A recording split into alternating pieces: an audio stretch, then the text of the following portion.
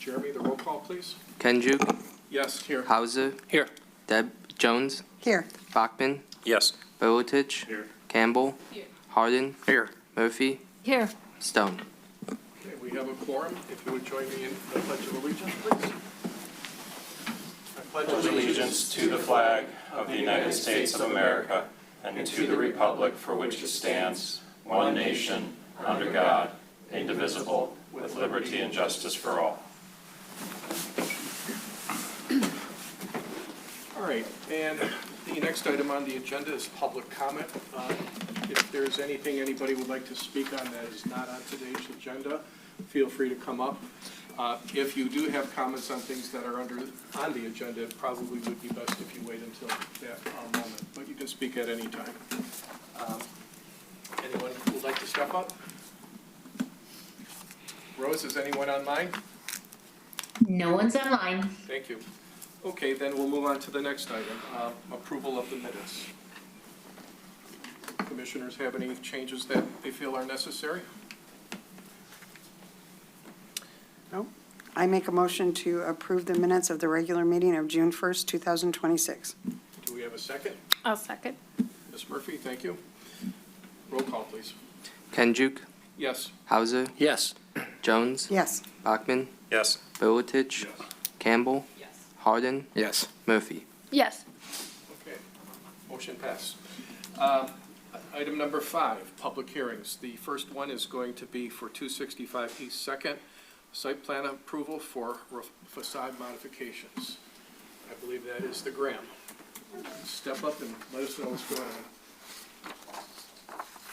And if you would, both state your, We got everybody. Yeah. We just want to do this one more time, hopefully. Well, Hi. Yeah. we'll go easy on you. Yes, Just tell us that's what we the said. changes are. You don't have to go Just through the whole review. changes. All right, hi, I'm Christy with the Rochester DDA. Thank you again for setting the public hearing so we could share about the Graham and a few changes that we've had to make due to shortage of materials.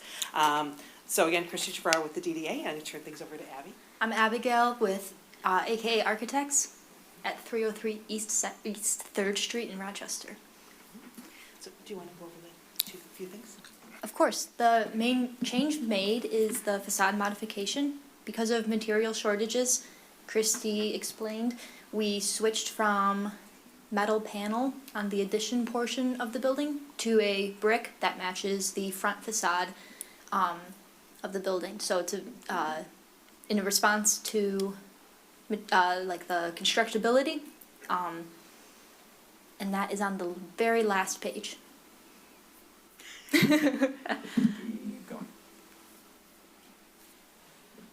Yep, there it is. So the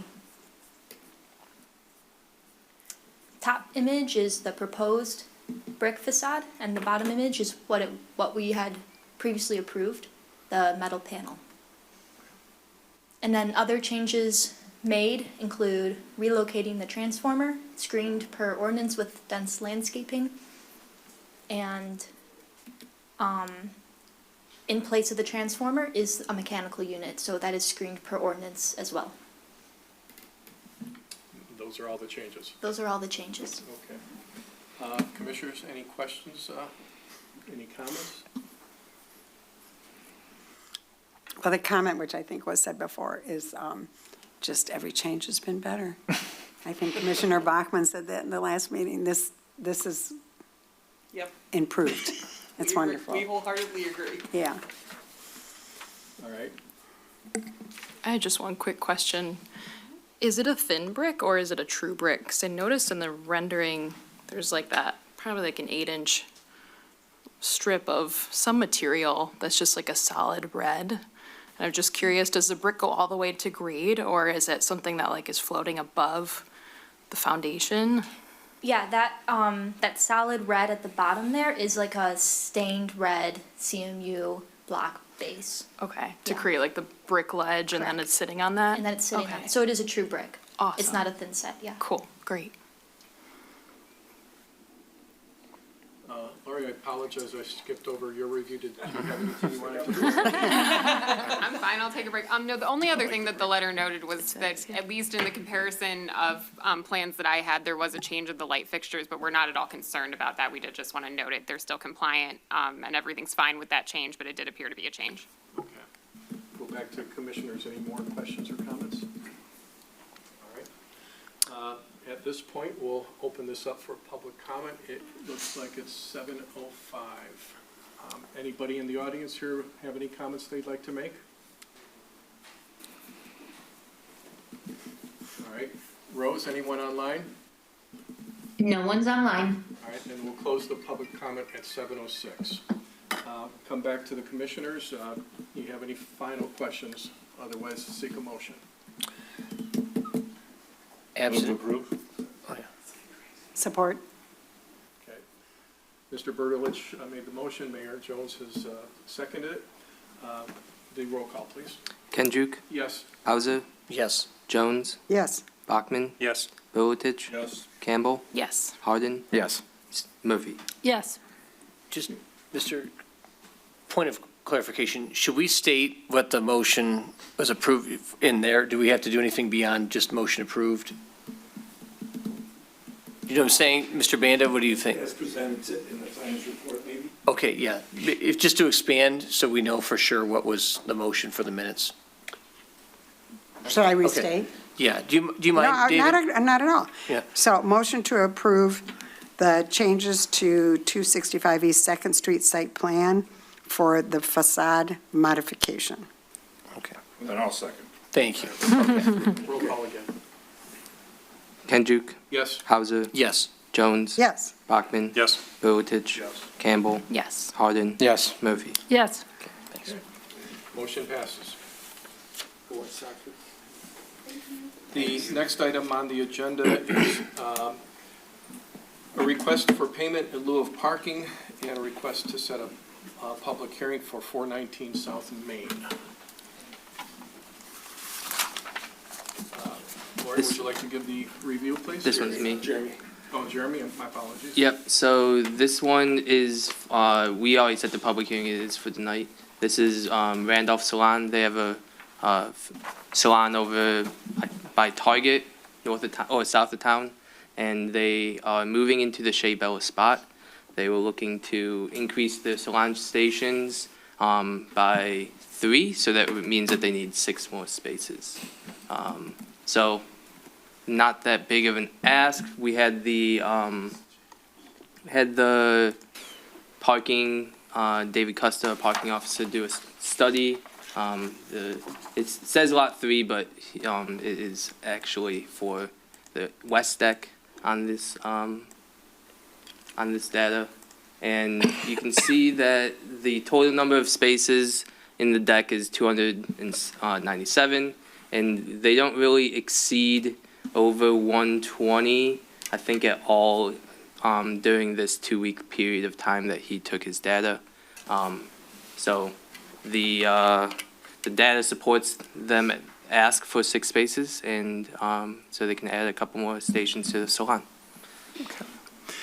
Is the applicant here? Yes. Sir, would you like to step up? State your name and address for the record. My name is Scott Randolph. My home address, or are you looking for the address in downtown? 419 South Main Street, Rochester. Okay. Anything, you, Well, we have our Rochester Hills location. We've been in that 10 years. We've been doing this for 35 years. We have 3 locations with over 90 people in our 3 locations.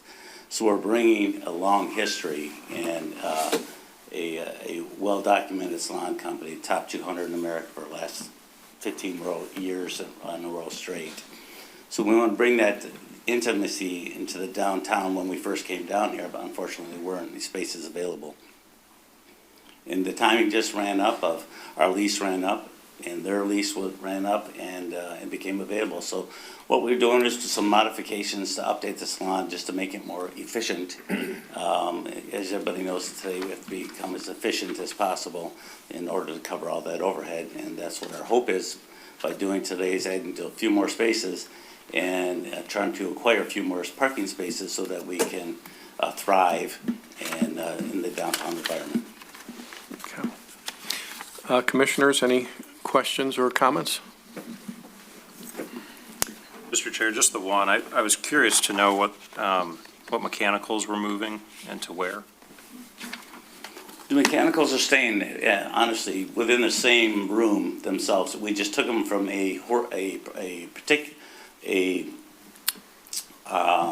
what's the word I'm looking for? We went from a horizontal, we're going to a horizontal from a perpendicular grade. The way they were utilized in those shampoo bowls, in that room, in that area, they had 3 shampoo bowls, and they had them running vertical to the wall. That didn't allow them the most efficiency through there. We were able to just slightly cut that, move that, stay within the clean out and drain system. The entire drain system runs about 2 feet behind that throughout the back, and actually runs right up that hallway. There's a main clean out, runs down to that clean out, which is right behind those shampoo bowls and right out the back drain. So it was very little movement of any of the plumbing whatsoever. And as far as the panel itself had sufficient room to add additional breakers, and we just really added 3 additional stations, 3 additional power sources in the wall, really.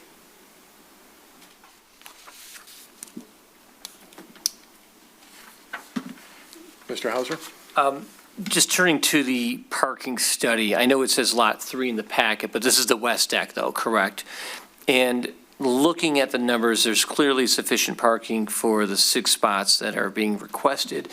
And I also, I think it was a couple meetings ago, we did the Lucido Jewelers, and there was also a significant number. But even those numbers that were asked, in addition to the 6, still put it well below the threshold here of what available parking is. So I just want to make sure these numbers are accurate and correct, Jeremy. Yes, they are. Okay, thank you. Okay. Any other comments or questions? All right. Then at this time, we'll open this up for public comment. Anyone in the audience have any questions or statements they'd like to make? Okay. Public comment started at 7:16. Oh, I'm sorry, 7:13. Rose, anyone online? No one's online. Thank you. If that's the case, we'll close public comment at 7:14. Sir, you can step down if you like. At this point, do we have a motion to approve 6 spaces? I think aren't we requesting a public hearing? No. This is, it wasn't requested. okay, because I was going to say it's stated that we're requesting today. Okay, sorry. No problem. So would someone like to make a motion for payment in lieu of parking for 6 spaces? I will make a motion for 419 South Main to approve the request for payment in lieu of parking 6 spaces. Second. Okay. Roll call, please.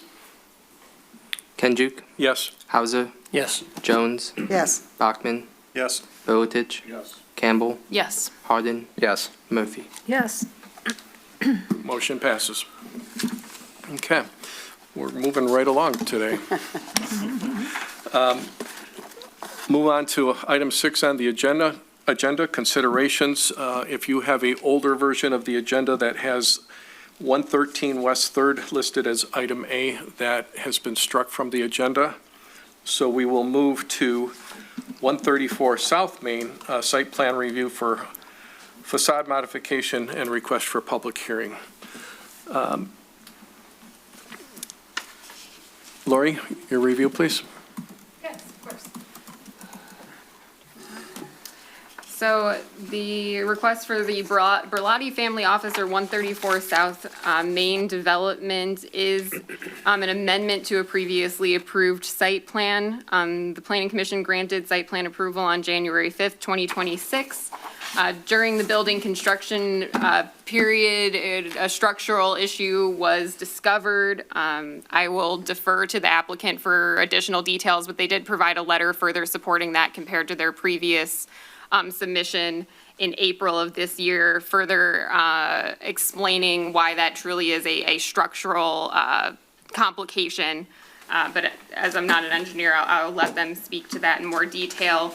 But given that limitation, they are requesting a change to the design that was originally proposed. The approved plans indicated a facade constructed of limestone and brick with a flat roof and suspended black metal awning. The revised plan proposes replacing the awning with a zinc-colored metal roof panel. If you scroll down, Jeremy, you can see this. Because this is a significant change to the design and the materials proposed, they are required to come back for a site plan amendment. So if this design change is satisfactory, we recommend advancing this to a public hearing. Okay. Commissioners, any questions or comments at this time?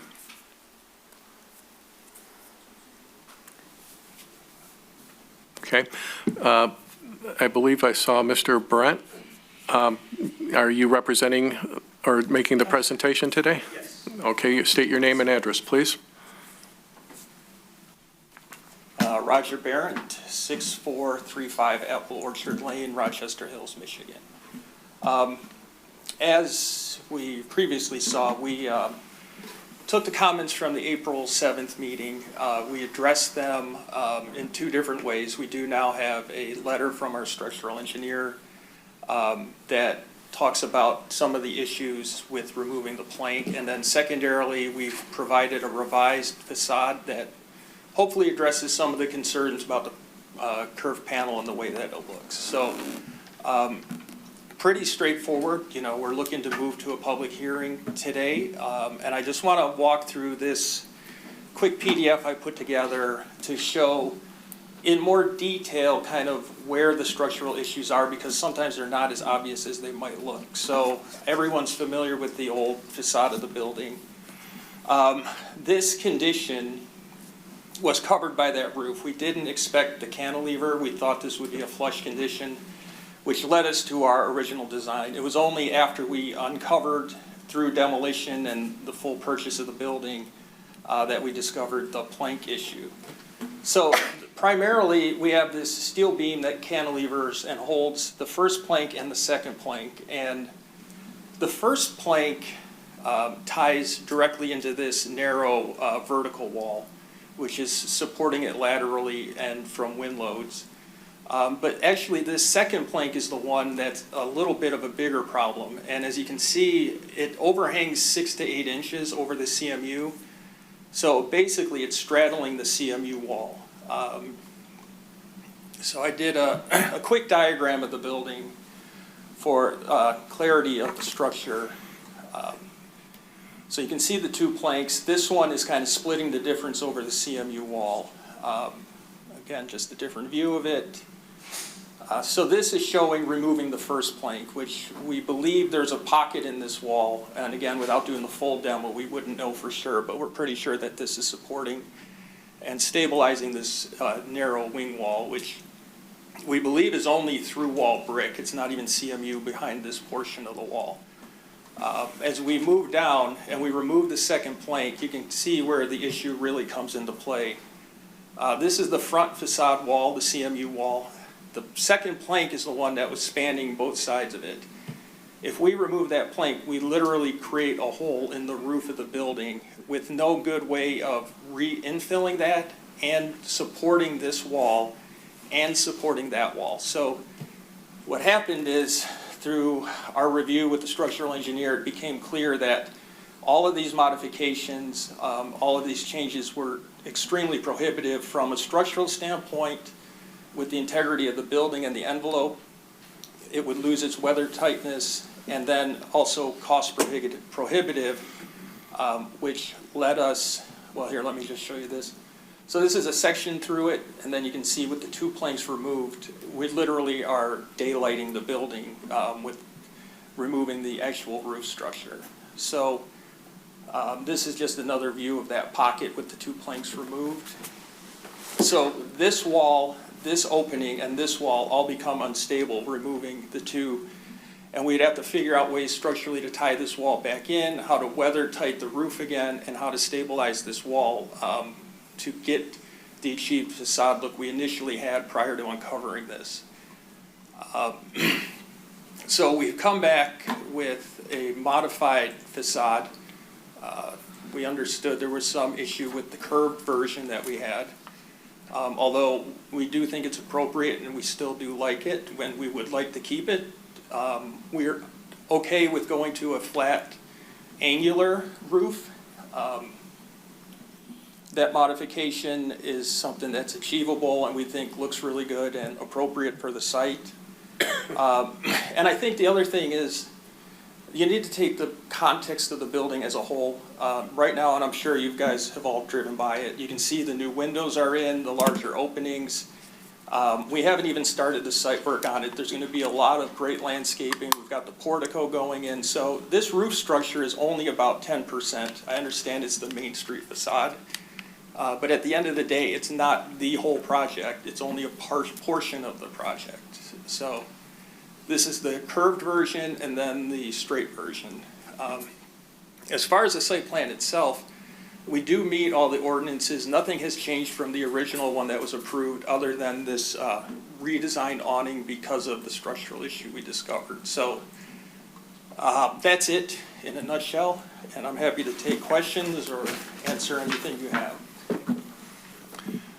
Commissioners, any questions? No? Okay.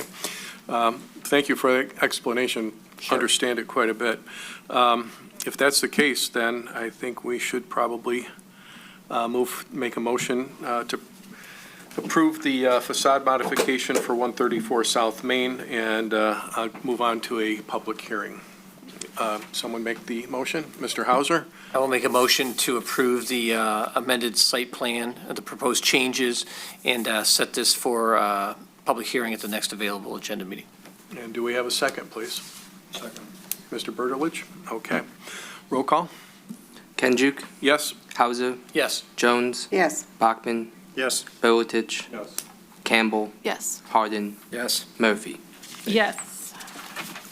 Can I just say one thing? Thank you. Sure. Very, very, Mr. Barrett, Yes. thanks for putting the time to do the drawings and the explanation. I think it was very helpful for me at least, and I don't know on behalf of the colleagues, but you definitely gave some context and some basis as to why this happened and gave us a little decision as to how to handle it, so thank you. Great, thank you. See you next month. Okay. All right, thanks. All right. All right, moving on. The next item for consideration is 139 Romeo, site plan review and special exception related to the parking and a request for a public hearing. Ms. Morgan, would you give an updated review, please? Of course. So, as was stated, this is a resubmission of previous site plan that was conditionally approved. Nothing has changed other than that the applicant is requesting a waiver from the originally required parking.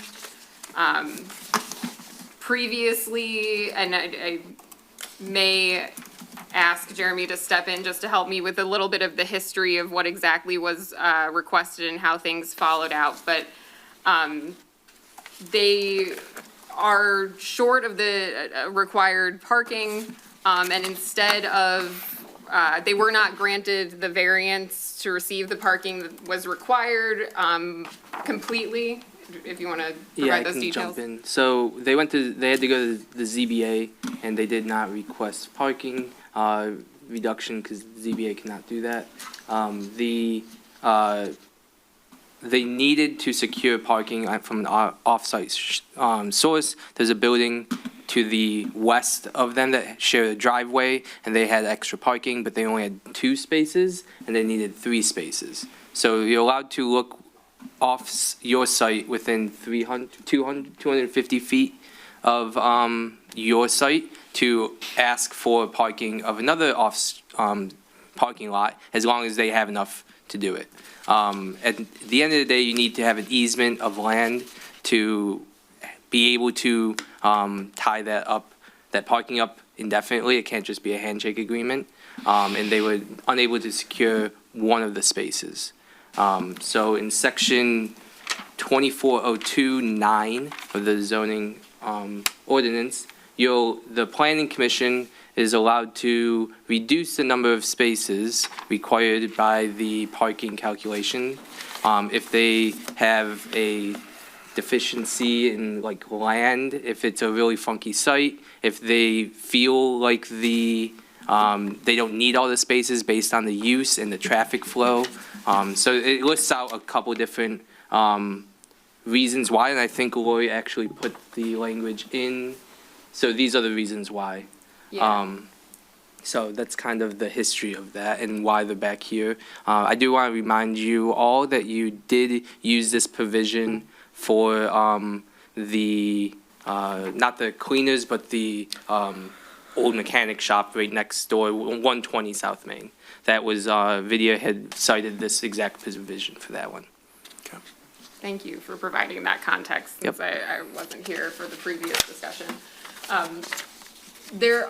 In addition to the parking, which Jeremy has covered appropriately, this is something where, I think they were not aware of the provision previously. They have since justified why they feel like they comply, but really the decision is up to you as a planning commission to decide how you want to apply that waiver.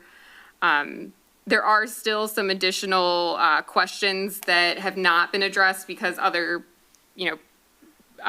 considerations were not necessarily fully revised. So there was still a question of, that it's unclear how the trash generated by the retail use will be handled and disposed of. There should be clarification of the proposed method of irrigation on the site. For the vehicle access, a copy of the shared access agreement must be submitted for review and approval by the city attorney to make sure that that is also moving forward legally appropriately. And then the planning commission has the discretion to modify the setbacks, which was approved in the previous review, but would need to be essentially approved again with this resubmission. And the final thing is that this is not included in the letter, but was noticed later and pointed out to me, that they do show a basement on the plans that shows 6 occupants, but then it also is noted that that space would be unfinished and used exclusively for mechanical purposes. So we did just want some clarification on the intent of the basement and if that should actually be factored into the parking area as well, because it would be, if it's 6 occupants, we'd like to understand what those 6 occupants mean. In this case, we haven't necessarily rendered a specific recommendation because it is up to the planning commission to make this parking waiver at your discretion, taking into consideration the precedent that it does establish. We have limited other concerns that we feel can be addressed, and the major consideration will be yours for that parking waiver. Okay, thank you. I see the applicants are in the office, or in the audience, if you'd like to step up. State your names and. Hi, my name is Joe Acapelli, 38329 Dodge Park Road, Sterling Heights. Go ahead. Yep, I'm John Vitale with the firm Stuckey and Vitale Architects, 27172 Woodward Avenue, Royal Oak, Michigan. Okay. Go ahead, gentlemen. Yeah, I'll go ahead and start. So we're here tonight to really ask for your consideration on this parking variance. If you're familiar with the site, it's a very difficult, unusual site. So the configuration and the land topography of the site make it a very, very challenging property to utilize it for the parking that's required. We're trying to create a building that we think fits well in the community and fits well on this site. I think it's a great adaptive reuse of the building that was there. The building that was there has been already demolished. What we're proposing, I think, would be a very nice structure that fits well on this unusual and challenging site. The parking variance, I think, in the letter that we provided explains a little bit about some of the things that we can do to help mitigate any parking issue there. The client, our client Joe, he's willing to work closely with potential tenant to make sure that the residential portion of the building and the retail of the building are a good mix, so that usually parking would not be stressed, in terms of if the residential is probably not being utilized in the daytime, for example, with retail use would be. So I think the idea of complementing the uses on that site will be very much something that we'll be careful to monitor. Again, we appreciate your consideration for this one parking spot. We think that it works well, and I think that we'll be able to manage the parking with the current count that we have now. The basement, we don't plan any occupancy in the basement. It'll be just a mechanical space, so there'll be no occupancy in the basement at all. Commissioners or Mr. Acapelli, any questions? Well, what I want to add to it is that, when I did my due diligence, I was told that you just need to get a letter from somebody close by within 200 to 250 feet, and I did do that with Mr. LaPuma. He graciously gave that to me, no problem. We were working closely. And then it came up where they wanted to put a lien, identify a lien, or not a lien, but an easement on his land. And he's not so keen on that, because if you do redevelop someday, it's gonna kind of be something that could be in his way. But he's still willing, we could use his parking. He has no issue with it, and I have the letter stating that. Commissioners, Mr. Harding? Yeah, I have one question. I think there is at least a couple other changes on here, if I'm reading it correctly. You changed some of the exterior materials, is that correct? So I think it went from metal panel to hardy siding? We went to a cement board opposed to the metal. Two reasons, the metal will fade and sometimes dent if something were to hit it, and the hardy board is a cement product which will last a lot longer. And I like the aesthetics of it, the look of it. And I'd like to add too that we did also finish the east side of the building if someone wanted an additional 10 or 15 feet of finish material, and we did incorporate that in this new plan. And then I think a little bit with that corner entrance, actually, I think it looks nicer now, with glass wrapping around it instead of the wing wall that was there too. So just I wanted to point that out to everybody else to be aware of. But I had one other question. I forgot what it was now. Well, we can come back to you. Yeah. Mr. Hauser? I've gone through this at least a half a dozen times, and I see in the city's letter or note, there's 12 spaces needed, there's 10, so there's a 2 space deficiency. But in the letter submitted by Mr. Vitale, it says they want 1 parking spot variance. So are we looking for 2 spots or 1 spot? What? Oh, go ahead. We're looking for 1 spot because the original count was 13, and they have the 2 from the shared parking.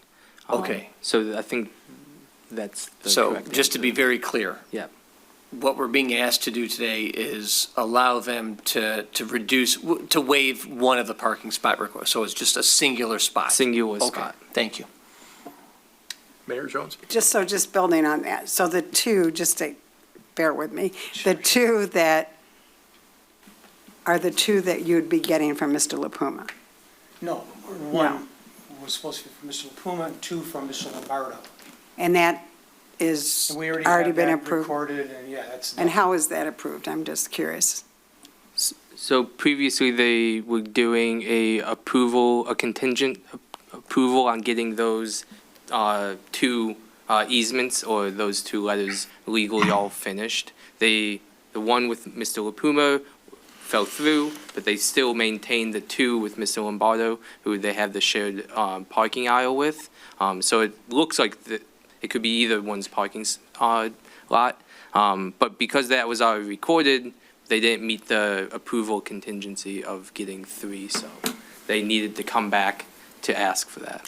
Okay. And then the only thing is, I know this is always used about residential during the day, the people are gone. In today's world, that I don't think that's really true like it used to be since COVID. I think people work at home all day. So I really, that always is troubling to me when that's presented, like, well, we're going to use these places, these spots are retail during the day, and then people come home at night, and I don't think that that's necessarily something that can be used personally. Well, I'm hearing from my daughters and who are in that workforce, that young people, that most of their bosses are wanting them to come back into the office because of the I mean, we can go back abuse and of the forth. time My at son home. works from home, so I'm just I mean, saying what I hear, yeah. I'm not, I just don't think that's a valid point, that those spots would be open during the day. I don't know that you would know. It could be a single mom who has a child at home, you just would not know, so. Sorry. I just have, Ms. Murphy? for my own edification, when you're talking about Mr. LaPuma's spots, and I understand it didn't go through, where are those? You gotta look at the, you gotta look at, yeah. Hot tubs are. That's his. Oh, back there, okay. Oh, that is not 300 feet to the Coney dog. Yeah. Yeah, and I think too, as if I was a resident, I would expect whenever I was home to have a parking spot. Yeah. You shouldn't have to wait for business to close to Yeah, be able to park, yeah. And to add to that, Mr. Lombardo he's got 11 spaces I counted. Now, I don't know if they're official spaces in the front, he's supposed to be parking there, but there's 11 spots. And he only uses one, all the time, 24 hours, because he has an online business, as you know, and no one comes to his office, so there's always spots available. Just saying. And where are those? Right next to the 2 that he already gave me, there's a total of 7 there. Right. He only uses 1. Okay. And that's to the, west, I would say, right? Yeah. You can see him, yeah, right. Yeah, those right there. Okay, thank you. Let's keep going down the line, then we'll give everyone else a second chance. Mr. Berdelich? So where exactly can you point out the Lipuma spot on there then? Because it's where? It would be up over here. They're not on the site Oh. because they're not on the site plan. They're not close enough, but they're within the 250 feet. But it's a building that is like cut off. Like, it would be right around here. It's actually down. Oh, it's down further? Yeah, it's down. Yeah, Right there where it your would be arrow like is that. where the parking is. Okay. Up a little bit. Yeah. He parks alongside that Oh. slotted line, that's a fence. Yeah, right in there is all his parking. Oh. and are those parallel parking or parking spots? No, they're No, parking so they're- spots. They are. Yeah. And the nice thing is that we still can get the flow through to cut through to Rochester Road. He likes that idea. So there is a flow through that my customers could use and he can use also to come through to Romeo Street. That's all for me. Okay, Ms. Campbell? No All comments, right, we'll questions? give Mr. Hauser a chance, or I'm sorry, Mr. Bachman, you haven't had a chance to ask. I do, I think, have a couple questions. Thank you, Mr. Chair. Just going back to Lombardo, it doesn't sound like there's an opportunity to get 3 shared spaces. I think they're maxed out on what they can share from their own calculation, right? Okay. That's not an option. We heard, I have the same concerns as Mayor Jones about the residential parking. I think Commissioner Murphy put it well. If I was renting a place, I'd want to know that I can park whenever I well need. So that, it's a concern. I think your presentation made a good argument relative to paragraph G of the code. It's a difficult property. I'm wondering if there are other points of rationale within this zoning code that would help us as a planning commission justify granting the request. So for example, do you have the retail tenant lined up? Do you know who that is, what the use might be? No, I don't have that yet. It will be available for someone that comes along. But I want to add that the residential parking is underneath the building, on the back of the building, underneath those 3 spots. So there's always going to be one available, or one additional one available, okay, separate from the other parking for the commercial. So they could share it, and there's always one extra one for the tenants. Because there's, what is it, 1.5 parking per bedroom? Not being able to. Mr. Hauser? Yeah, so I want to make sure we have a level set, okay? Because I think there's maybe some misunderstanding here. There's 3 residential units, correct? Two, but there's 3 spots That's correct. underneath. So a resident is always going to have a singular spot, correct? Yes. And the spot that we're talking about for this variance, this waiver, Yeah. would be for the commercial component, correct? Ostensibly. Yeah. Right. Correct. So I think to answer my question that I'm going to have, will there always be a parking spot for a resident? Yes, for Okay. sure. All right. Yes. Thank you. Mayor Jones? Just to build off that for a second, but where the resident spots are, so is it going to say residents only? I would think we should, yes. So that but retail residents people only. could not park there? I would, yeah. Okay, so it'll be specific to them. Parking is complicated. Every time we have parking, it's something that. There's a lot of parking all around there. I mean, it's not my parking, but just parking everywhere. around Right. there. But I mean, we Yeah. have lots of different businesses coming I for understand. different waivers and such. The only thing I'm concerned about beside parking, and I'm newer to planning commission, but it seems like you've come back in front of us before you've provided all that is needed for this project. Example, I don't know if she gave a couple, Lori did, but the dumpster was one of them. I think there were 2 others, she said. So wouldn't that have been done before you We come addressed back that. in front of us for parking? We addressed that last time. It seems like And you the mentioned sprinkler 2 also things. we addressed. Okay, Yeah, that was brought up last time. I know that the refuse, was brought up, but on the plans, I didn't see it addressed. Reggie, was there an agreement that it was? I think, I can't see that far, but I believe it's in the back of the building next to that last parking space. See, it says trash area? But I thought the No, to the description still down, said that it was going to right there. be. And we talked about that, and it was approved. Also, the sprinkler issue, we're planting drought-free plants. So it doesn't require water. We talked about that also. Okay, that was Yeah. not clear from the documentation, but the concern about the refuse is that it is, at least the way that I was still reading it, was that you were conditionally approved for that would be, that the retail refuse would be addressed, and it Right. appears that you're still just having the retail, like, roll the garbage cans out to the street, and it wasn't clear. That's, Yeah, that's what we talked about, rolling them out to the street. So it's And that's why we gotta residential dis- garbage, not retail. my understanding that previously was that there was a concern that that's a standard practice for residential. It didn't necessarily address how retail refuse was going to be handled, and that has remained the same since the previous plans. So I. This is something new. I mean, at the meeting, we did address, it was a question, how we handling the debris, and we talked about the dumpsters, and they said there's more than, each tenant gets one, and then there's 2 additional ones for the commercial, and it was to be brought to the front of the street, like everybody else in that area, every neighbor on both sides. And I understood that that was sufficient. I guess we need clarification on that, because I do remember that discussion, that it was fine for residential, but it wouldn't be fine for commercial. But did we ask you, Nick, at that time, can they put commercial garbage out I didn't think you could. I didn't know how that worked. If they use residential cans, you'd never know. This is all because we don't know who the tenant is. If it's a restaurant or it's something, it's a whole different game. You need a dumpster there and a trash enclosure and everything. So until they say who the tenant is, we can't answer that. They could put them in Kirby carts and take them out, yes. But if they're just pure commercial, it's up to the trash company to be able to do that. So until we know the tenant, we can't really answer that. Any other questions? All right, I have a few.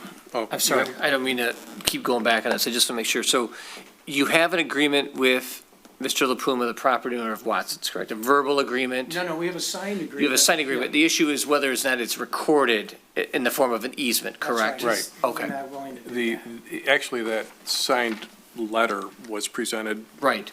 Yeah. early on. And that's, yeah, why we got the approval. I got you. initially. So it's a recording issue, not an agreement issue. Exactly. Okay, thank you. Okay. All right, I guess maybe my first question is for either Jeremy or Mr. Banda. Being that this commercial part is speculative and he's planning for retail, if somebody came in and rented it out for office and you agreed to it, then the parking requirement would be less. Correct. Yeah, they're going for the retail, so they have the options available to them. If they Right. strictly went to office, it wouldn't be an issue. Okay, but basically, this is, for lack of a better term, worst-case scenario. This is the maximum number they would need.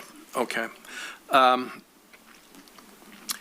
do we know what the current classification is for Lombardo's technology business? Like, is it established as retail or something else? Retail. Okay. Oh, I'm sorry, No, Lombardo. yeah, I was Lombardo's about to say. office, and he's in a B1, but he's office, straight office. Okay. Do we really have a classification for online businesses? Okay, so the fact that he's operating as office, but technically he's online, he does have, just for practical purposes, not necessarily official purposes, he has excess space. He happens to be my nephew, so he moved from, he was on, next to the Great Frame Up was on University. So he literally has himself and his wife comes in and works part-time, and all his people work as contractors in different places, so there's no bodies there. The problem is you have to tie it up, because if he decided to sublease, then we wouldn't be able to let him sublease his building, so he doesn't want to tie it up more than the two. He could go 3 because by use, but not by ordinance. So he's straight 1 to 300, and that only gives him the extra 2. Okay. So in reality, he's probably got 5 or 6 extra, and he knows that, but he has to protect his property. Like Mr. LaPuma, it's like, I really don't care, but if I ever want to combine all his properties, I'm not going to tie myself up with an easement, which you have to make it in perpetuity. So that's where the hangup was. Is it an absolute requirement that the agreement be recorded as an easement? Yes, that Attorney Crott put his foot down on that one. Okay, all right. Then I guess my next question would be for the applicant. Based upon your expertise, if this was a more rectangular plot of land and it wasn't so odd, do you think you could add an extra spot or two and we wouldn't even have this discussion right now? I think so, because then we'd be blocking the access to Rochester Road. We could easily do that, and it would add a spot if it was rectangular, like you said. Okay, let me make sure I Right now, understand you this. can't, because it encroaches on the egress coming in. If you were to try to tuck a spot, you could never get through. Okay, so because you have to maintain the egress, you cannot add Yeah. another space? Yeah. And the Okay. property in the back is too narrow. Got a big sliver of land in the back, it's too narrow to do anything with it. Right. Okay. So it's an unusual piece and a lot of challenges. But I think at the end of the day, it's going to be a beautiful addition to that area. If you're willing to disclose, how much are you paying or spending to build this project? Probably is going to be $1 million easily. Okay, so basically this is all being tied up right now because of Yeah, I mean, one I've space? lost all summer, so.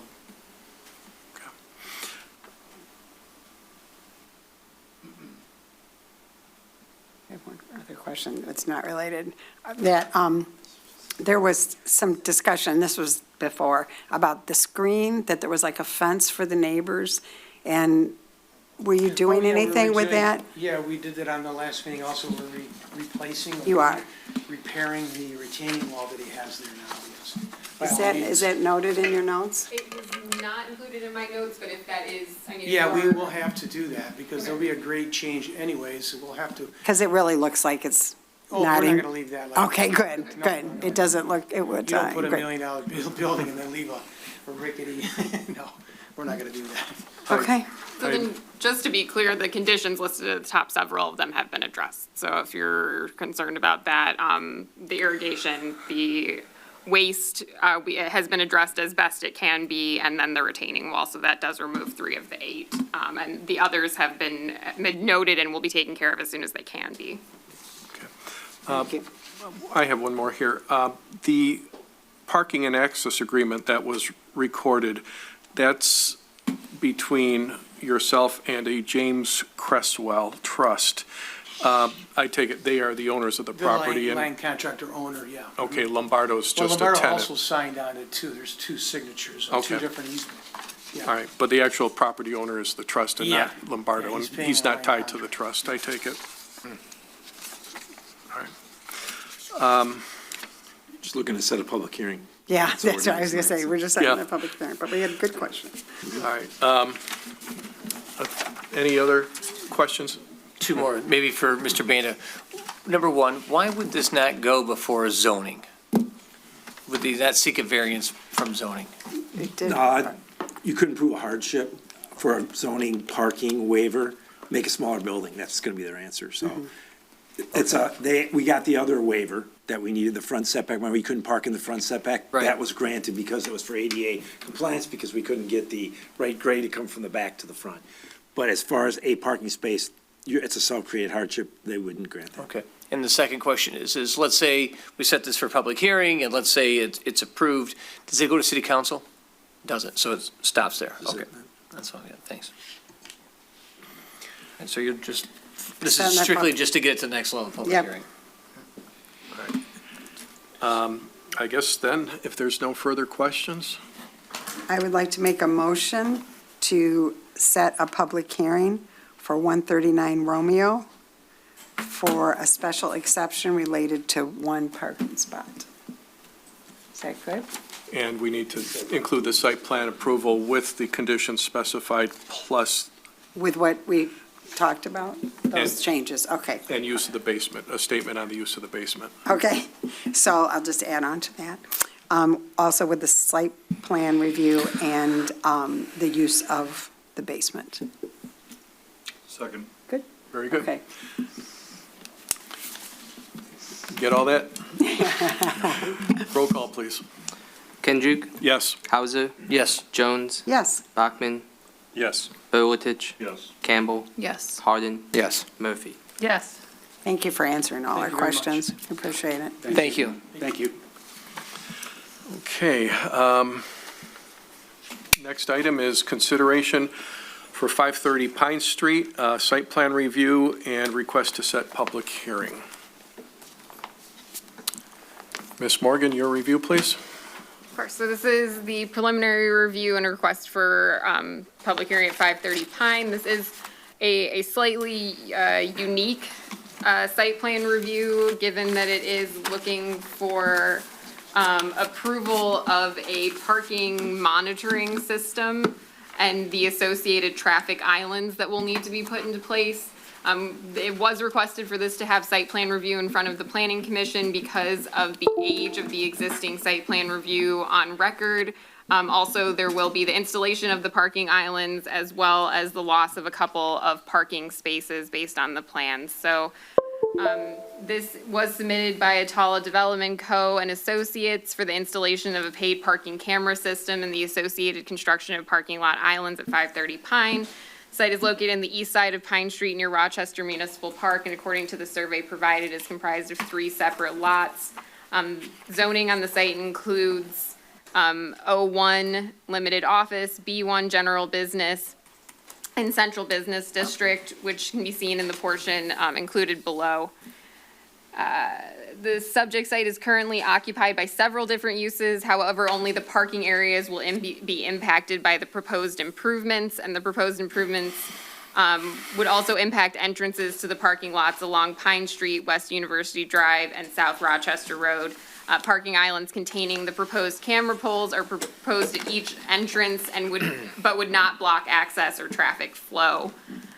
We have a few comments about things we'd like to see included for the completeness of the site plan review, although this is, again, a sort of unique situation where maybe these things are just not relevant, and we would like to hear from the applicant. So the proposed improvements do not include a change of use for any of the existing businesses or parcels included on the site, so the use is acceptable. The dimensions, standards, proposed parking islands comply with all relevant setbacks, but please note the height of the proposed camera poles to make sure that those are consistent with the district.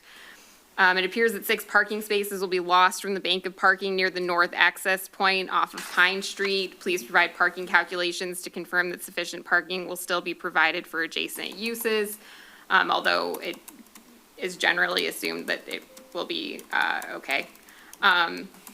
Access and circulation, please clarify the difference between the green arrows and red arrows on the plan and indicate on the plans whether or not signage and striping will be provided to direct traffic through the site. The plan should be reviewed by the city engineer to confirm that these are not concerns related to site distances at the points of ingress and egress. And if there is any lighting associated with the cameras, it should be confirmed that that will comply with all ordinance standards. But in general, this is just something that was more of a concern out of the age of the site plan again and the minor loss of parking. So, you know, subject to the items listed in the underlined comments, we recommend that the Planning Commission schedule for a public hearing for this site. Okay. Commissioners?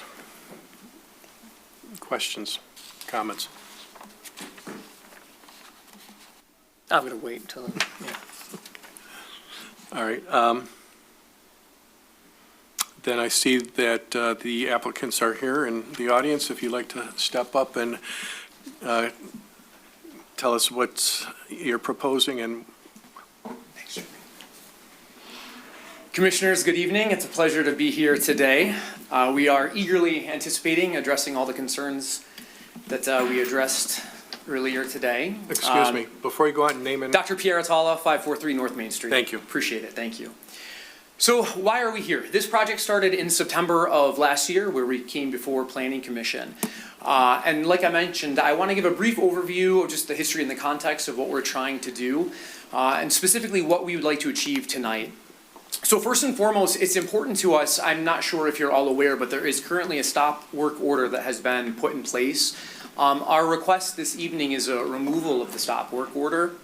Secondly, we would really like to recognize that we have acted in good faith and we are in full compliance at this moment in time with all the Planning Commission requirements, and we're going to go through that step by step. And thirdly, it's critical for us that hopefully with your help, we're able to reach a final decision this evening. We're here because we've incurred significant expense. There's been a lot of damage, there's been a lot of vandalism, and a loss of business due to some of these delays. It's imperative to us that hopefully we can reach some sort of conclusion this evening. So what is the current status? Where are we today? Today we're in full compliance with the existing Planning Commission requests. Certainly, we plan on addressing Lori's comments in the preliminary plan review, and we have our team here today to be able to do that. Importantly, we do acknowledge and support McKenna's official recommendation and urge Planning Commission to consider site plan review approval this evening. So in September of last year, September 2nd, we were asked to do 4 things. Number 1, we were asked for a signed and sealed updated site plan. Number 2, we were asked for MDOT project evaluation. Number 3, we were asked to provide a traffic impact study. And number 4, there was a question of parking island removal from city property. As it stands this evening, we have achieved all 4 of those objectives, and I'm going to walk you through those briefly, one by one. So request number 1, a signed and sealed updated site plan. In McKenna's preliminary plan review from July 1st, there is acknowledgement that the site plan was updated as of June 9th, 2026. It is signed, it is sealed. Additionally, Planning Commission did request that we showed how the parking lot will be striped and how emergency vehicles will enter. We have done that, and I understand that needs a little more clarity this evening, and we'll certainly do that. This is just an example, but the architect is here today to go into further details regarding flow of traffic. I just wanted to note that it is signed and sealed and updated, so we met that request. Request number 2 is MDOT project evaluation. We did communicate with MDOT. MDOT requested that we remove gates a minimum of 250 feet into our site to provide adequate storage to prevent this concept of queuing, stacking, essentially a traffic jam, right? This request was made on March 18th. We went above and beyond to comply with this request. In fact, we took it extremely seriously, and what we did was we removed all the gates. The system that we're proposing today does not require any gates. It's a video-based system. We have the company here today to answer any specific questions regarding that you may have. But to fully comply and to act in good faith, we, at significant expense to ourselves, completely abandoned that system and moved to a new system that would be more compatible with what Planning Commission was looking for. So we're happy and excited to share that with you this evening. Number 3, a traffic impact study. This was performed by Spalding to Decker, December 22nd, 2025, and it was reviewed by McKenna. Now, it's important to realize this study was based on a system that had gates. And the concern from a McKenna originally and Planning Commission was this concept of queuing or backflow. Even if there were gates, this analysis showed that we were unlikely to experience any impact from a gate system. However, as it stands at this moment, it's a virtual impossibility.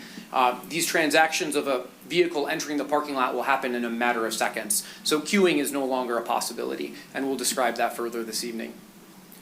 Request number 4, removal of parking islands from city property. A land survey was submitted. It was dated October 14th, 2025. Again, this was reviewed by McKenna. And the dimensional standards were reviewed, and the proposed parking islands comply with all relevant setbacks. All parking islands on or encroaching any city property, specifically Pine, have been removed. So that situation has been remedied. So ultimately, this evening you'll hear from the architects. Martin is here from CBI Design Professionals to discuss the site plan review. James, Elia, and Shalini are here today from Metropolis Technologies to answer the questions regarding the specifics of the parking system. And Travis Brondick is here this evening to wrap it up and just discuss specifically what we're trying to achieve. So I do thank you for your time. Our team is here to answer questions. And I just wanted to conclude with this slide. These are pictures from 1:32 this afternoon. Our parking lot, as you can see, is consistently over the past 40 years used as public parking. And you know, that's wonderful. However, there's a significant cost to maintaining these parking lots. There's significant danger by having them not monitored. This is public transportation that's sitting in the parking lot just today. So it's an ongoing problem that we deal with. We're trying to find a solution that makes you happy, that makes us happy, and we are more than excited to tackle your questions this evening. Thank you so much. Okay. We'll come back. You have more to add? Go ahead. Yes, so my name is Martin Misael. I'm here from CBI Design Professionals, the architect. Address 40700 Woodward Avenue. So if somebody could bring up the site plan.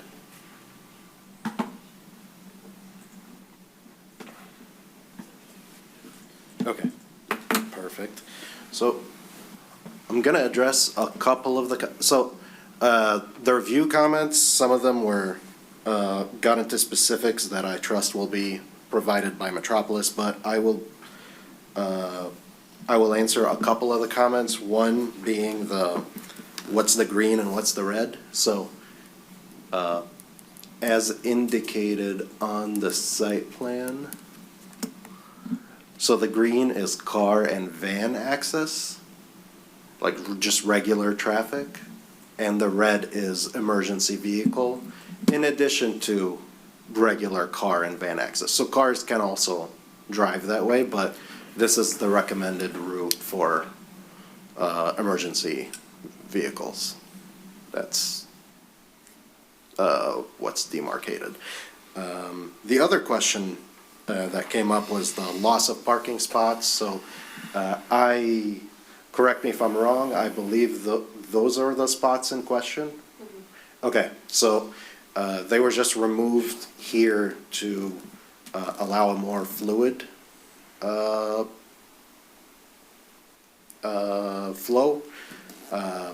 But I haven't provided it digitally. I do have copies, not enough copies. I don't know if you want to like pass it around or something.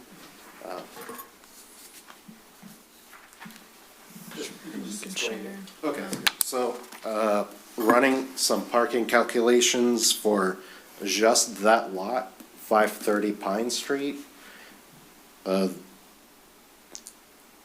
In that zone, one spot is required per 300 square feet of GFA, gross floor area. That building right there, 530 Pine Street, is approximately 6,056. times 2 floors, around 12,112, divided by 300. The required parking in that area would be 41 spaces, and currently with the loss of parking, it's at 55. So I think it's comfortably up. That would be for office, so it's a mixed-use building. You'd have to calculate every use of the building, so that's not relevant. I'm sorry. But you can't just take a general statement. That's not an office building. That's had a candy store in it, it had a restaurant in it, so you'd have to calculate all that separately. But I don't think 6 are gonna be a problem no matter what, because we have a previous. We can do a deeper dive. Yeah, we can. That's it for me.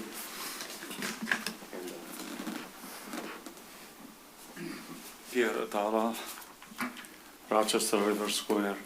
Well, really, I mean, we were gonna have another island after we remove the one that has been made or built on the city property. And the survey showed that it is property of the city. So we removed it. Now, with the poles, because we didn't need an island there. So you can see, let me see if this is this dot in there. This is a pole with cameras. Before we were planning to put another island here. So with this, we did not want to do that because it's not needed. So we have only one here, so we're not going to lose really 6 parking spaces here. There will be probably at least 5 of them. They were not on the plan. And this is because everything is, moving, and we need a track to wrap it up. So that's the issue with those parking spaces. And you've been here, you know that Pine is always empty. I mean, the parking lot is like my son showed you. It's everybody that's coming to the park, every truck, every school, everything, everybody that want to dumps into our dumpsters, just take it freely there and go. So there is not any issue of parking for 530 Pine.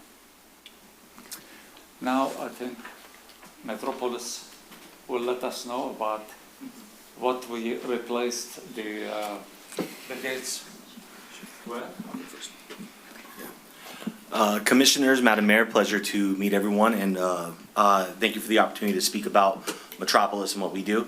We're the largest parking operator in Michigan, the United States, and the second largest in the world. There's a Chinese company a little bigger than us right now. We employ more than 30,000 employees nationwide, 5,500 locations. We are the experts of the experts in this field. We do all the parking for every Super Bowl. The World Cup logistics, we did all that, and we're also the largest shuttle and valet company in the world too. So when Dr. Atala told us about the issues he was previously having, he went out and found the biggest and the best of the companies out there to make sure he could be completely compliant and run a very smooth parking program for the city. We're a little unique in the fact that we own our own technology besides contracting with those big clunky machines that you put out in the front lanes, and that we're an AI computer vision based company.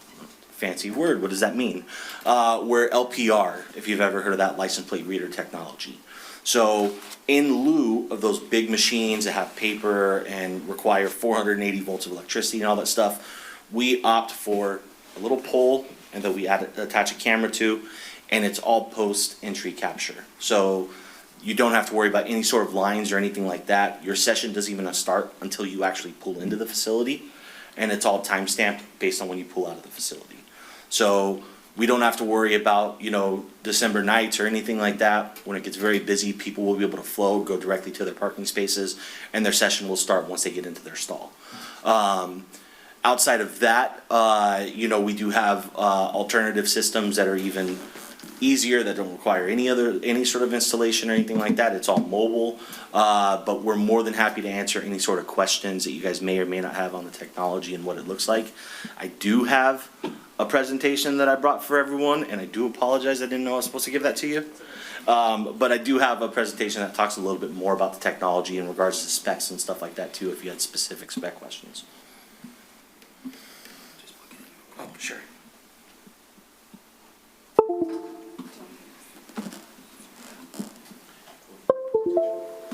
Thank you. If I may, how long do you think your presentation here is going to last? It can be, I don't even have to go through it. I just wanted to show you guys if you did have any questions to verify what the technology is, what it does, and give specific specs to it. Like, if you wanted to see what the cameras look like, we can show you what they look like. If you wanted to see, you know, if you just wanted to see it, we can show you what it looks like. If he just hits the high points, would that be sufficient? Sure. Yes, sir. Okay.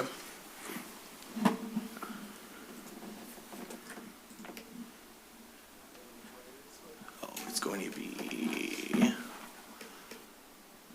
I apologize, I have a newborn and haven't been getting a lot of sleep, so I can't really see it. There we go, perfect.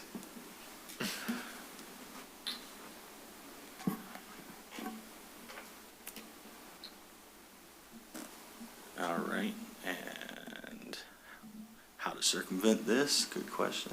In the middle, next to 37, the number 37. Can you get it shown? To the right. There you go. Cool, perfect. Let's start. Okay, perfect. So, really, I think the most important portion for us to go over would be our idea of the product. You just drive in. You basically sign up. There's a QR code once you pull in. You scan that. You create your account, and then you just drive out. Like, you don't have to get out, pay any machines, nothing like that. This is basically on our end what it looks like. You pull in, captures the license plate right there. We keep an audit. It's all a timestamp. It's all everything. It shows how long someone parked, when they exited, total pay, total time, everything like that. And then again, we remove all of this. So really, like, our technology doesn't require islands. It doesn't require any of this stuff.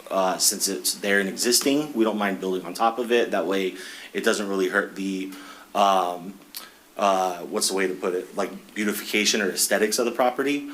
So we can do it with islands. Without islands, doesn't really matter to us. Can you stay on that page just for a minute? Sure. So the islands that are already there, what would be there in that picture on top of the island then? Yeah, so if there were no islands, we wouldn't have anything there. I mean, but since there is an island. Oh, since there is an island, we would put like a welcome sign, and we'd put like rates or something like that out there. That way people can see how much it costs. If there was an event, we would put event rates out there. Any advertising, stuff like that, like our company. But that's really it. We would just put rate sheets out there. That way when people pull up, they can expect what they're gonna be paying. And they do this all by scanning a Yes. QR code? Correct. Would there be a camera there also then? Camera we're post-entry, so we want it as close to the entrance as we can and as close to the exit as we can. But, I mean, really, we can put it wherever you guys want us to do it. The closer to the entrance and exit, the better. But, we can go 10, 15 feet out if we have to. But yeah, ultimately, we want it as close as we can because we want to capture the full vehicle by the time they pull into the actual lane, so. Yeah. Yeah, and then this just talks about the difference between our computer vision product and standard LPR. It is patented technology. Our cameras are able to read, like, if someone has like 90% of their plate objected, like if it was snowing and the plate's covered, if they have like a handicapped ramp or something like that, as long as we can see part of the numbers, our system can identify what the actual number is, correct it, and enter it into the system, so. Part of the reason why we're the biggest parking company is because we patent technology, so. This is what it basically looks like on the user end. We have an app and a web browser, that way no one has any issues with it. And if someone doesn't have a smartphone in general, we do have ways that we can help them pay as well too if they need to pay without a smartphone. Can I ask a question? So this is from MDOT. So you're telling me you still have to stop, scan something, and I can't get my phone to work. You can't, MDOT will not let you stop anybody within 250 feet of the property line on Main Street. So you still have to do something out your window, find your phone, right, to get in? No. You just said you had to scan. Yeah, it's all post-entry. So you basically scan it after you park, then you scan a QR code. Got you. And that's when Good you set answer. up your That's account. what I wanted to hear. Okay, thank you. Yeah, we had fun with MDOT when we first started. They were so. really, Yeah, That's so. perfect. All right, I wanted to get to the tech specs on here. Okay, technical vision specification. So, this is basically our throughput. Like, we have the ability to go gates or gateless, which is why we have that in here. But we're going gateless here, so I would even pay attention to the gated option that we have here. But this is our throughput survey. We also have, basically, again, this is essentially how the system works. Cameras back here at the entry exit. They pull in, it recognizes the vehicle at about that distance. They park on site, and then they exit out, and then we have another camera at the exit that it actually ends the session. So that's why, that way we're able to catch post and pre-entry as well too. The name Orion is just the name of our camera system. What if someone exits in the entry? Very good question. So people do try and do that, and we actually are able to capture them from a pretty wide angle. Okay. So if they do go through an exit, we manually have to correct that ourselves. But we've got actually an AI function built within the camera system that we've nicknamed Anchorman. I don't know why. That has started doing that for us. So if someone pulls through the exit and we capture them on the entry camera, or if they leave upon the entry camera, we can correct the entire visit automatically. Again, just talking again about how the system works, what hardware powers it. I mean, this is our entire system, and we mount this usually in a utility room somewhere. We actually found Dr. Atala has a mechanical room in the basement of the garage, and it's probably this big as our entire program, and we just mount it in there, and that runs everything that we have. So it doesn't alter the aesthetics of the property or anything like that. Here's all of our camera specs as well too. Low power, we don't require 480 or anything like that, like most equipment does. Very durable cameras. We have lighting on each camera too, so it can capture in the dark, captures in bad weather, and it has a power reserve as well too. So if there's any outages, blackouts, anything like that, our battery backup kicks in, and we're able to still conduct business. If somebody pulls in and parks but chooses not to set up an account, Yeah. how do you bill them, or what happens next? Yeah, so they go on the naughty list. So when someone chooses not to pay, we sort of start up a three strike system. You know, we'll next time they come, we'll get a notification in our system that let us know, like, hey, there's a bandit on the property. And a bandit is just known as someone who has evaded parking. We'll either send someone out to wait for that person and give them a warning and tell them, hey, you have an outstanding session, we'd like for you to pay it, and we will help them register and pay for it right there. If it happens a second time, we'll issue a citation on the vehicle. And if it happens a third time, depending on the regulations in the city, like the city of Detroit requires 3 violations before a tow, we would then talk with our client and see if that's good enough. So if they've gone more than 3 paid sessions, they've ignored everything, depending on the policies of the city and depending on what the client agrees to, is our tow policy. I have a question maybe for Nick on that then. Yeah. How does this measure or relate to what we are doing in the other parking lots? Because people are going to think that that's a city parking lot. And if they're getting citations, and they're going to think it's the city. I mean, It's a private matter, it's a private lot. Difference is, the biggest worry is how much signage you have out there to make sure, if they don't collect, it doesn't matter to us. We're not gonna go write tickets, we're not gonna. Right. We do have a system though, that we do have, that if you post it, it says call buyers, you could call and say, have that one towed. But we very rarely do that. We don't wanna be on private property. You could make a deal with buyers, so it's between you and them. Yeah. The city doesn't have an impoundment system. Yeah, and us too, we're not in the citation business, we're in the everyone doing the way we're set up business. Like, if someone goes 2-3 sessions and they don't pay, as long as they register on that third time and we talk to them and they're able to register, we'll waive any violations that they've had. We want the system to work as designed, and we've been proven that we're most successful when it works as designed. We're not interested in towing people, It does happen sometimes, but really, it just comes down to the municipality and what the client wants to do. But what, as city manager just said, I think it's imperative Yeah. that it is stated very loudly that Oh, this is sure. not a City of Rochester lot. Oh, sure, yeah, So- absolutely. I mean, if you go downtown, we have 75 locations downtown. I mean, we blast it with advertising Okay. showing that This is a private parking lot, facility. this is Correct. not, Correct.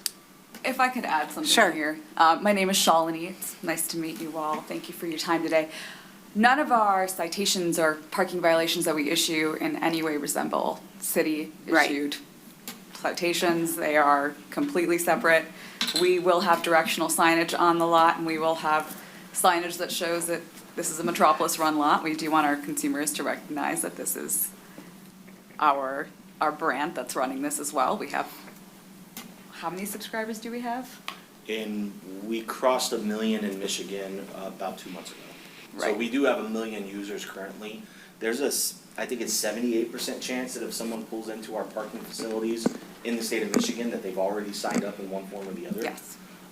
Because we're also integrated with Spot Hero and ParkWiz and anything like that. So if you've ever used any of those third-party parking apps, you probably have a Metropolis account already, so. So it will be instantly recognizable as one of our lots. Yeah.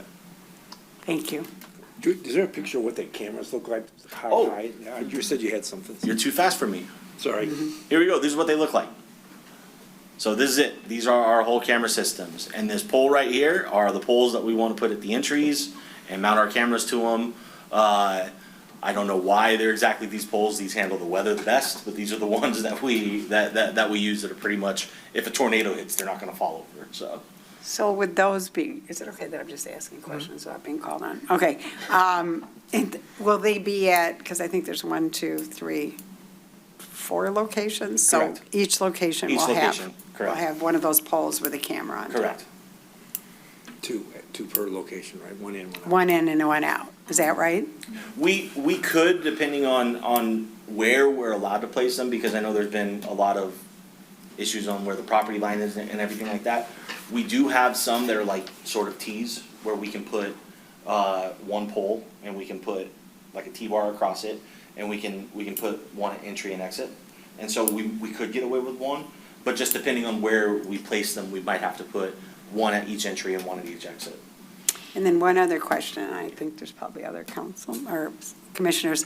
So the biggest entry that was a concern was the one off of Main Street. Yes. And so is it being said that that's 250 feet in now? No, well, the gate, if a gate was there, it had to be 250 feet in. They're gonna Okay. put them right. I assume you want to keep the islands. We don't like the islands. They Yeah. Right. are. I will confirm, we checked with the fire department. Yes. So we can't get in off of Main Street. Okay. But your red arrow, Yeah, your red arrow, yeah, said that don't come in that way. Emergency vehicles come in off of Pine. Yeah. Or off of University. So you meet that standard. yeah. The islands are there illegally, so those aren't guaranteed to stay there. It's a Okay. planning commission Yeah. decision. But if you need you said you don't need the islands, why not just put poles up versus the islands? But they're already there, I get it. Yeah, so this is a sort of a catch-22 question from a parking operator standpoint.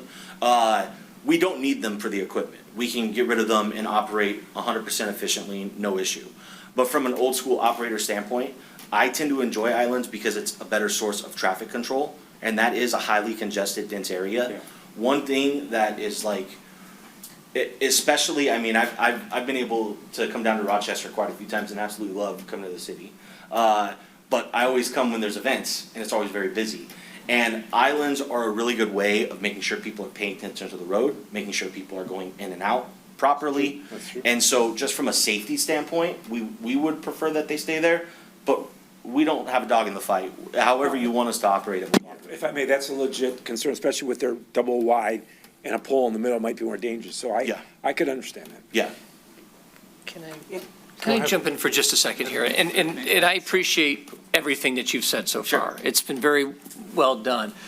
I want to kind of go back a little bit to the more substantive issues that the good doctor mentioned when he brought up about the stop work order. Yes. Okay?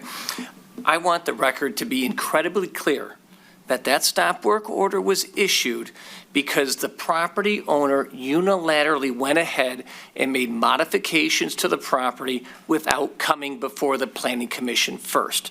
That's the sole reason we're here. It was self-inflicted, it was self-imposed, okay? So from my view, as I sit here today, I'm not going to have any discussion about lifting the stop work order. Second, and Mr. Bandit talked about this, that gate over that island off of Main Street there. The fact that that island prevents a fire truck from getting in there is incredibly disturbing to me.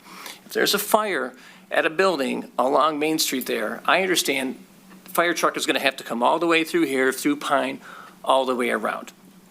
I can't accept that. Now, if that's in the code, I'll deal with it, but I'm having a very hard time with that staying there, particularly after you just stated it doesn't need to be there to do this system, okay? Number three, the installation of those barriers, those islands, were done on city property back in August of last year, early August. They were removed in May. There was no sense of urgency. There was no sense of importance. In fact, I understand just the opposite. There was a fight. The owner of the property continually said, no, this is our property, this is our property. They were only removed in May. I don't find that to be very compelling. And as I walked by there the other day, there's still an orange cone with conduit sticking out of the ground. So it's not been done. It's not been remedied. It's not been fixed. So this idea that the stop work order should be lifted today, I don't even think is even remotely possible, at least from my point of view. What I want to better understand is what's going to happen with those islands, what's going to happen with the other property, what's going to happen with the traffic, or I'm sorry, the dumpster enclosure that has been broken for 2 years and notice has been sent. This property has been chronically and habitually out of code, out of enforcement, or out of compliance with the code, and we get a lot of complaints.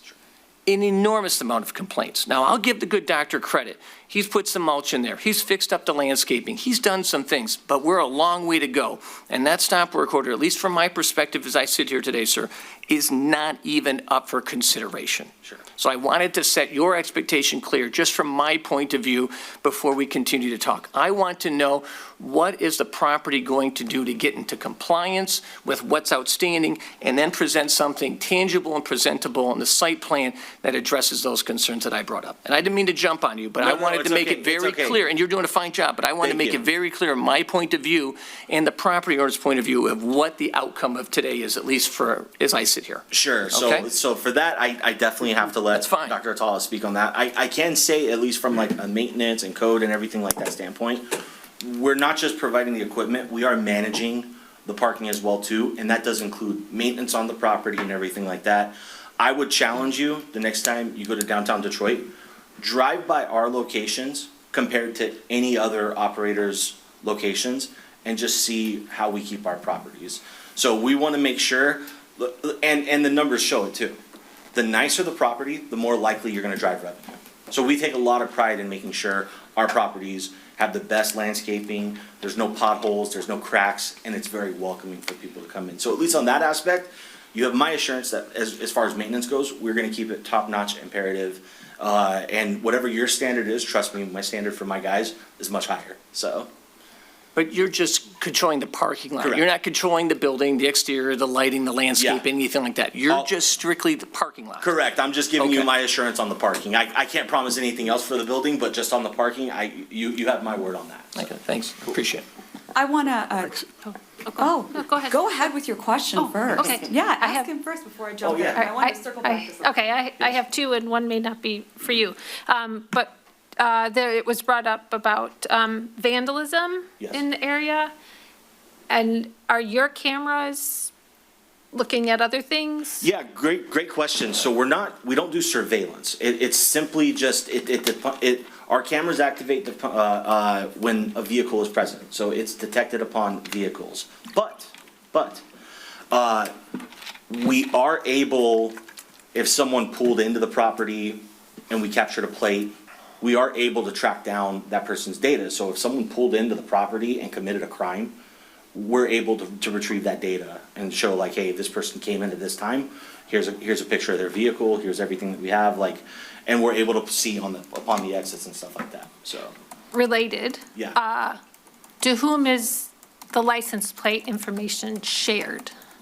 not shared with anyone. It's all stored. We store all of it in house. I actually have a really, really, really cool thing our company has put together where we can actually send a link for all of you guys, and you guys can actually see how we store our data and how we store and stay in compliance both state, federally, and everything like that regarding to our data. So, but yeah, our data's top secure.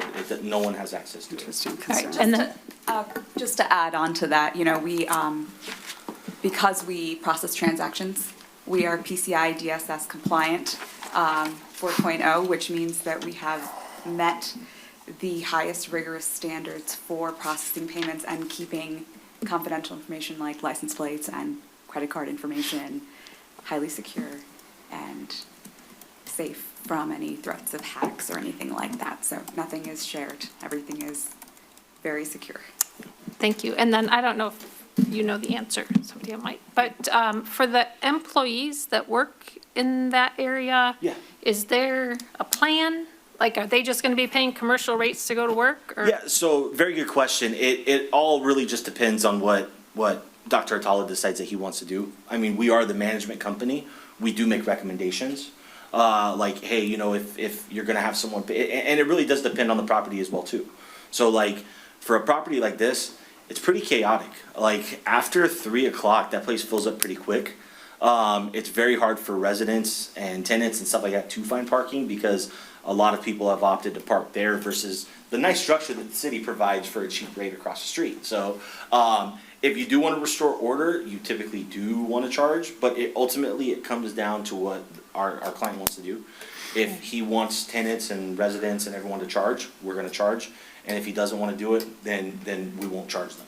What about like delivery trucks? Like they're gonna have to pay every time they like, Another very good question. Okay. So we also offer, the first 20 minutes is free. So we always give at all of our locations 20 minutes because that should give you ample time to pull in. And what if the lot's full? You're gonna pull in, circle, not find a spot and pay. So we don't charge till after 20 minutes. And secondly, we also do offer a validation program for each and every single business as well too. If they have a delivery truck pulling in and that delivery truck is gonna be longer than 20 minutes, they can simply validate that person. Thank you. Any other questions? All right, I have one more for you folks. Sure. It's my understanding that since you're not a government agency, you cannot have access to the Secretary of State's data. So if that's the case, how would you still enforce a citation if you don't know the driver's address or anything? Yeah, so very good question. We use a third party for our mailed citations, and we just drop citations on the car for when we're enforcing on site. So it's a combination of both ways. And you said, how do we enforce it? That's the $1 million question. They don't have to pay their citation. There is no way to truly enforce it. We send them a citation and we offer very generously, hey, we'll waive the previous session if you sign up and promise going forward that you're gonna pay every time you enter our facility. And we've got a really good success rate with it in the city of Detroit. Okay. Before we get further along, I do want to address the comments that were in the review that were directed at us. We were asked about the striping and directional signage. So we do plan on having directional signage to guide the drivers. It will be installed in existing structures. And we do not plan on altering any of the striping on the lot. It should stay exactly the same as it's presented on the site plan. The second thing is lighting. We will be utilizing the ambient lighting in the parking lot itself. We will not be installing separate lighting. We do have the LED lights that go along with the camera, but there shouldn't be any change to the lighting footprint at the lot. If there's any further questions, please feel free to ask. And I'll leave my card here for everyone as well too. If you have any questions anytime, like I said, I've got a newborn, I don't sleep. So text, email, whatever you'd like to do, so. Mr. Berdelich, I think you had a question. So there's full-time employees on site? Yeah, so this location, because we're using our computer AI vision, it doesn't require a whole lot of employees. We do have a manager that will be on site around 20 hours a week. And depending on how busy the location gets after we monetize, because one or two things happen. Either one, people realize, oh man, I've been parking here for free, now I gotta pay, I'm gonna park somewhere else, and you sort of thin out. Or people can finally say, oh, I can finally park here, and you get an abundance of parking coming in. So depending on how busy it is, currently we can manage it no problem with one manager at 20 hours a week. And If we need additional employees, fantastic, because that means we're exceeding our goals.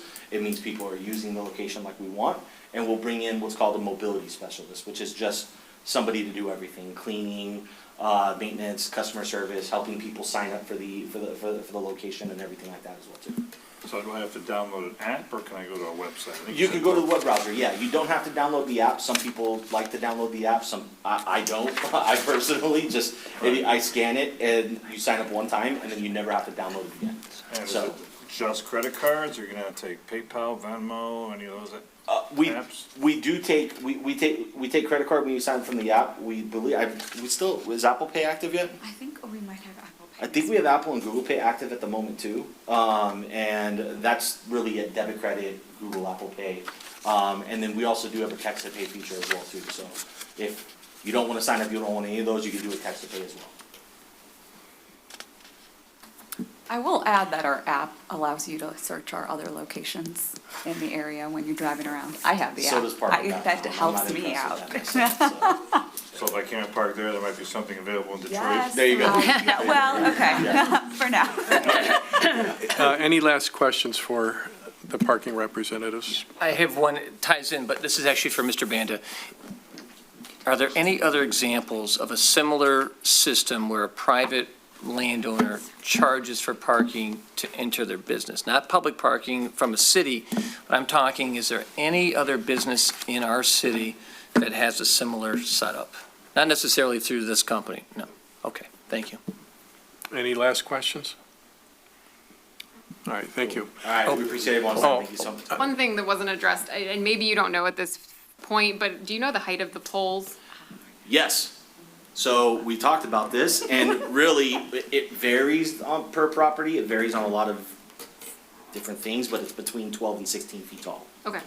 So we need that on the plan, because you have to commit to something. Correct. That's what else we can do. Yeah, we wanted to see what you guys wanted us to do first before we made any decisions in order, because it costs a lot of money. So we wanted to see what you guys wanted first, but it's between 12 and 16 feet. Okay. Thank you. Cool. All right, thanks so much. Thank you.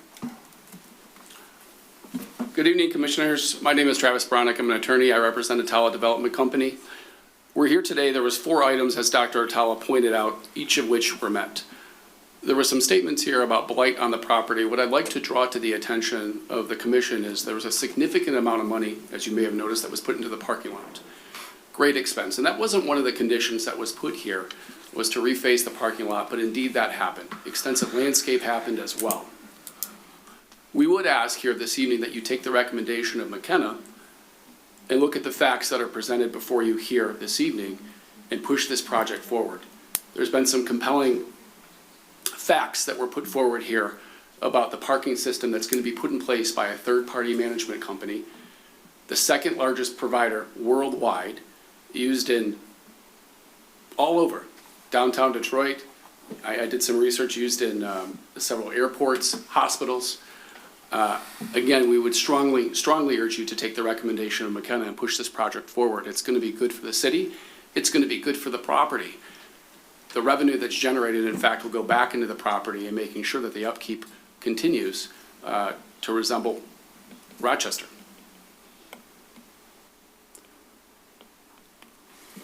Happy to answer any questions. Yes? You just said it's good for the city. What's the city benefit? Sure. Specifically. Yeah, of course. That was my question. You went at great length to talk about the blight over at the property, the dumpster, the parking lot itself. Well, with the revenue that's going to be coming in, it'll assure that it goes back into the property, that the property itself is maintained, that it's not subject to blight, that it's not subject to illegal dumping. Don't they have that obligation already, whether or not there's paid parking? Oh, they're entitled to paid parking. It's a private piece of property. That wasn't my question. Well, My question they do have is- that obligation. No, but let me we're finish, just- sir. Let me finish. Don't they have an obligation under our ordinance to comply with the blight ordinance? Whether or not there's I would say that every single person, every single business inside of Rochester, but what we're here today on are 4 items that were put forward. Sir, You asked me a question. And I asked you, what's the benefit? And you haven't given me an answer. I sure did. I said that the revenue that will be generated will allow the business owner to continue to reinvest inside of his property. So is it your position that without this revenue, they That's won't not be my able? position. is it your position, is it your answer that without this money, they won't be able to maintain that property in a blatantly manner? I did not make that statement. In fact, they've already made a significant investment into the property. If you walk out and walk through it, you'll see that all the parking lot was redone. My position is that it's a private piece of property, and they have the right to parking, that they've met all 4 of the requirements that were put forward last session by this commission, and that we would ask that the position of McKenna be adopted and that the project move forward. Mayor? Just to build on that just for a second, I completely understand it's private property, completely understand they have the right to charge. It's just to clarify, there isn't a benefit to the city of Rochester for citizens to now get charged to be parked in that parking lot. And I realize that got used a lot, especially at festivals and stuff. I completely understand that. But just to clarify, there is not a benefit to the city of Rochester. I would say this. I would say the benefit to the city of Rochester is that they're going to have a parking lot that's available for use to anyone that would like to use it. So it's a mutual benefit to the parties. This parking lot is here. The businesses are there. The business owner has a right to use the property as he sees fit within the ordinance. And the city, for that matter, has a right for the property to be maintained, no different than any other property up and down Rochester. And this mechanism with a third-party global administrator coming in seems to be a win-win for everybody involved. And I think that's what everybody wants here. Questions?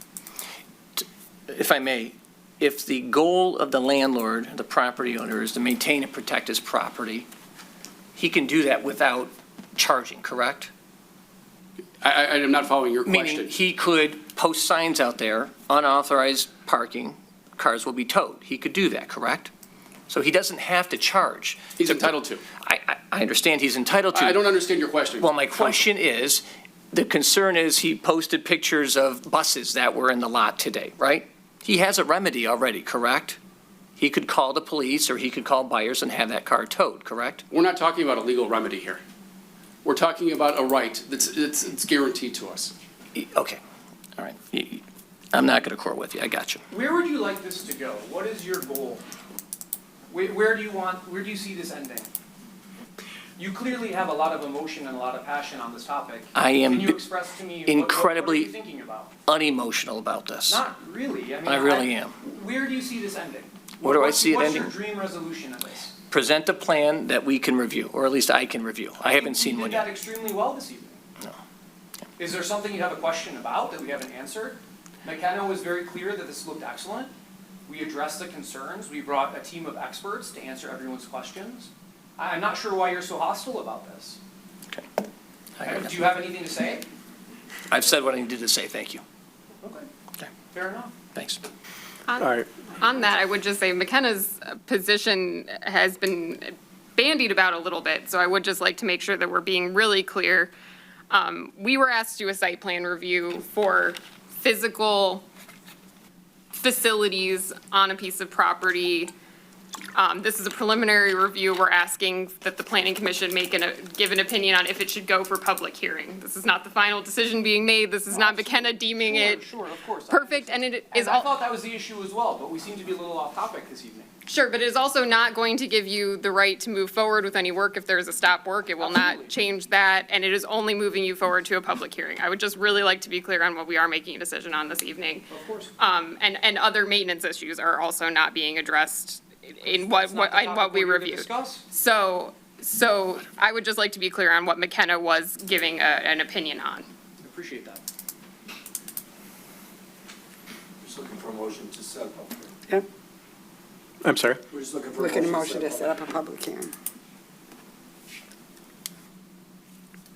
And Well, I understand, moving towards a public hearing, but I'm still a little concerned because there were like 4 conditions or 4 things that you've asked, and a couple of them I don't even think this commission has the ability to grant. That's between them That's and the right. city. That's This is just simply, you're looking for a set of public hearing for site. All right, then let's do that, okay? Do we have a motion for 530 Pine Street for the site plan review and a request for public hearing to address some of the questions and concerns that were expressed by McKenna? I'd like to also add one because I'm also very concerned about the fact that the entrance off of Main Street will not allow a fire truck or an emergency vehicle through it. And I agree with Commissioner Hauser that you don't want somebody driving around the block in order to service somebody, because a minute or two could be the difference between life and death. And you, of all people, should know that. Okay, as doctors, you should know that timing is critical. I appreciate that, but this was approved. It meets the ordinance. It wasn't approved. It meets the ordinance. The fire chief absolutely reviewed that. We can't get a truck in there. They tried. Exactly, and that's why you have the alternate emergency We're route. not saying he can get in. Nick, you mentioned it in this meeting itself. You already said it wasn't a non-issue. MDOT's, okay, we No, can't no, get no, a you fire mentioned truck. it, you mentioned it in this meeting, that that's a non-issue because it meets the ordinance. No, it doesn't. You said that, and it's correct. Okay. We have entrances. Let's that just, are- just let him clarify. Yeah. Correct, but we don't need to, That's because we have alternate that's- entry. I didn't say you had to, I'm just saying you can't. So if they have a concern, they can stop that and say, we want that island removed, put a camera up there with no island, and then you're good. I'm not saying, But we I'm need- just saying you can't get fire truck direct. We make sure we try. Sure, no, I agree with you. No, I agree with you 100%. Just to be clear in the process, this is a preliminary review, which is stated in the letter. Additional consideration can be given either from McKenna choosing to review additional information received or from the planning commission's concerns. So we will give that some additional review.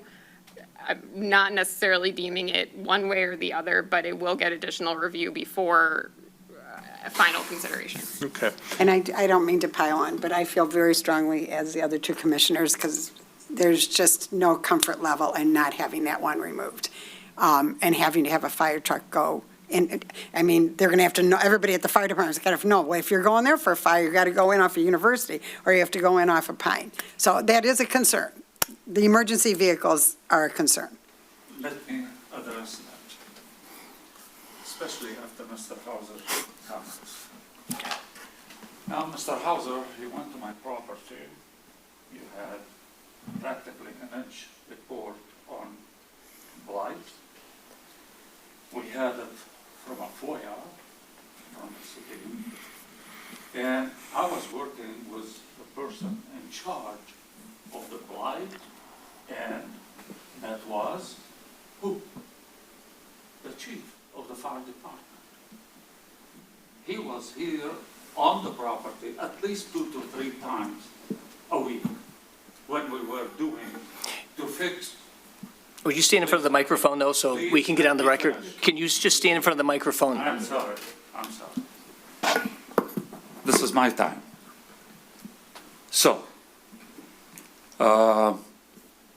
we were really encouraged to ablate all the blight that we had.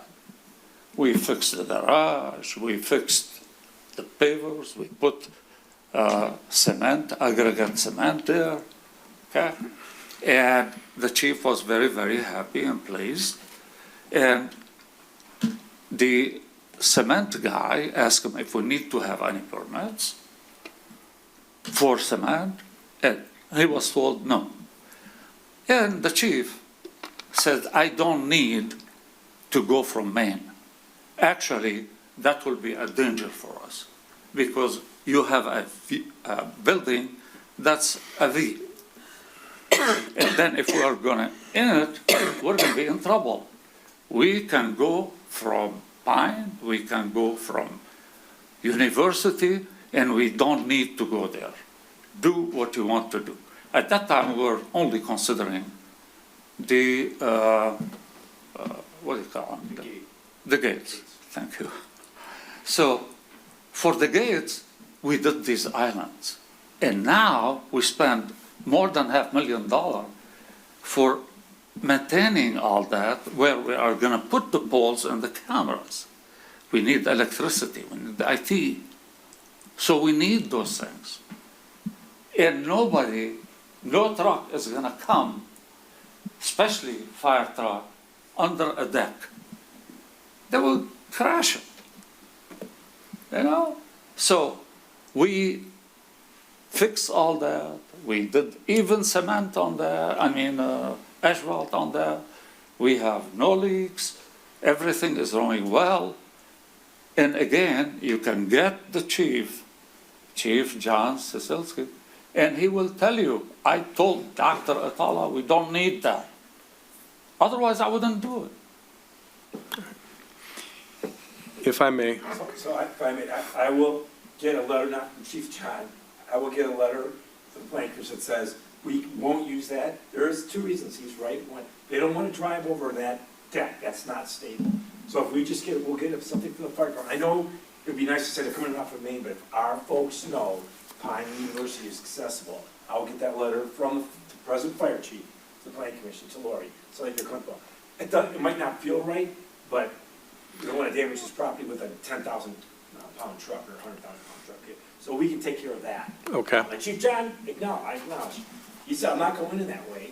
Some of you aren't comfortable with not knowing you can go in that way. We are more worried about ambulances, quite frankly, than the fire truck. And we'll get an answer on that from the fire chief. Well, thank you for clarifying, because, a couple of things I wanted to say. First of all, despite what was stated by the former chief, he is not in charge anymore, and to the best of my knowledge, there's nothing that's ever been documented to confirm what you've stated. Okay, that's point number one. Point number two, let's keep the blight out of this, because I see that as a totally separate issue from what's before the Planning Commission. We're about to vote on the motion, so let's just continue at this point, talk about it, and, take care of that piece of business now. Okay, All right? thank you.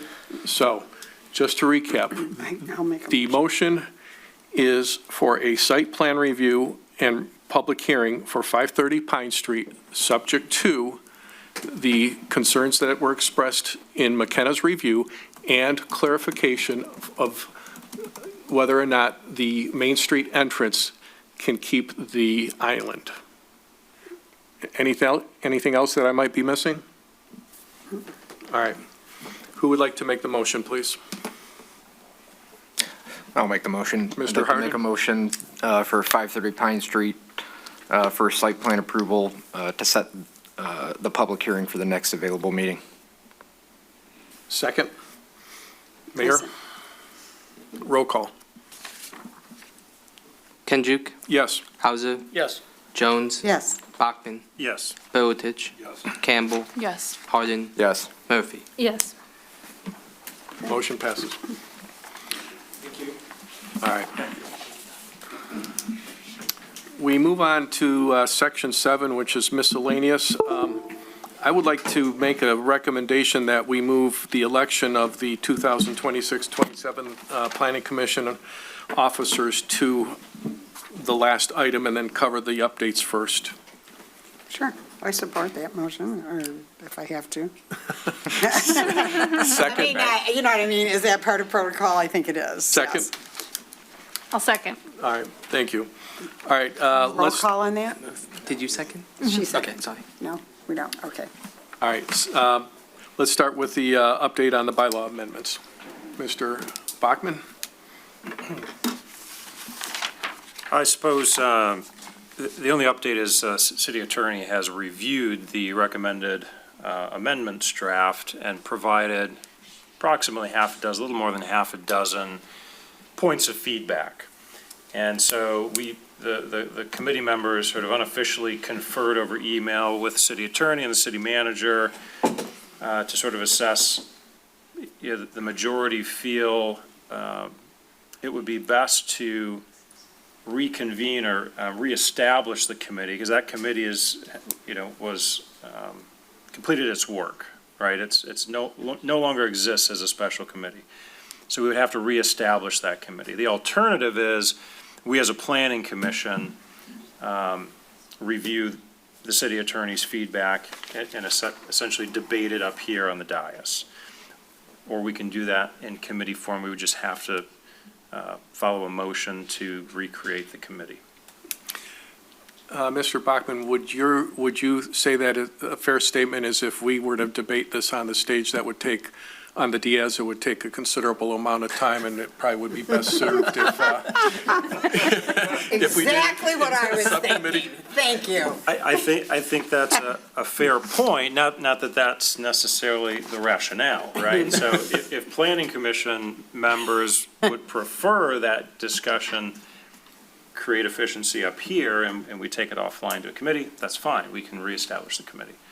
But if commissioners want it up here, then you vote no to the motion to reestablish the committee, so.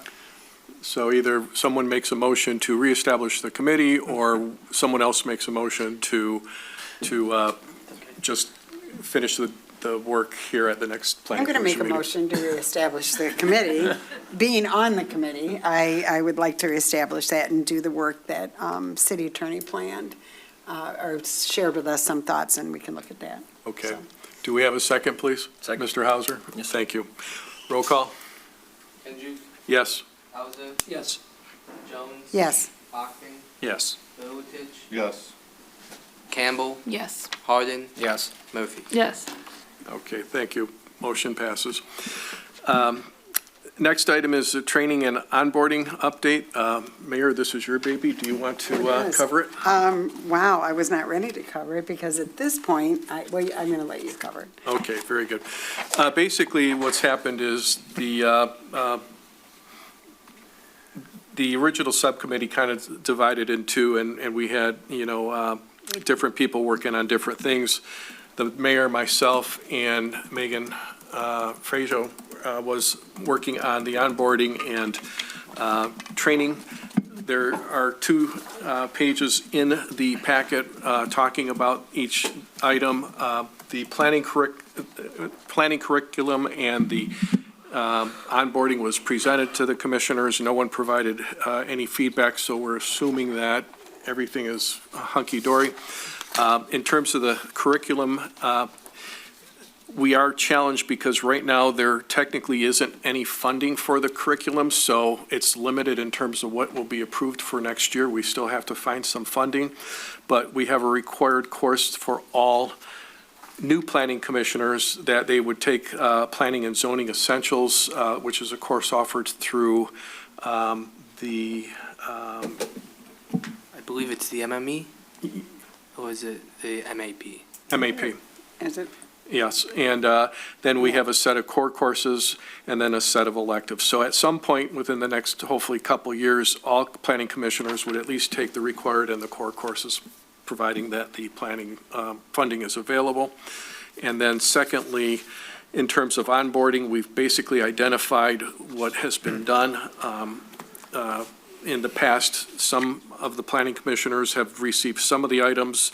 To the best of my knowledge, I don't think everyone's received all of the items that are listed under onboarding, so we want to standardize to make sure that everybody gets the same information. And then beyond that, we want to basically create a reference document, which includes some very key documents that we think all commissioners should have as a minimum as a reference, and hopefully at least all commissioners would take the time to read and study. And that would include the copy of the current 2022 master plan, copy of the current zoning ordinance, including a zoning map, and then a manual that includes what would, be either the current or the revised bylaws. And then references to the Open Meetings Act, the Michigan Planning Enabling Act, the Michigan Zoning Enabling Act, and then including the presentation that McKenna did, I forget when, but within last fall. Yeah, last fall. So we'll be asking for a budget for paper, ink, and binders. So we're going to include that in our budget. So I don't. Go I ahead. would, for the onboarding, like to include addition on the website of new commissioners' names. Oh. Just to make sure it gets ticked off, because I think there was a long time that it didn't, even though there were new commissioners, it didn't change online. So just updates, So just as making sure that there's an housekeeping. update on. Okay, very good. Something we did not think about. Yeah, that was good. Make you official. Oh, I'm on there now.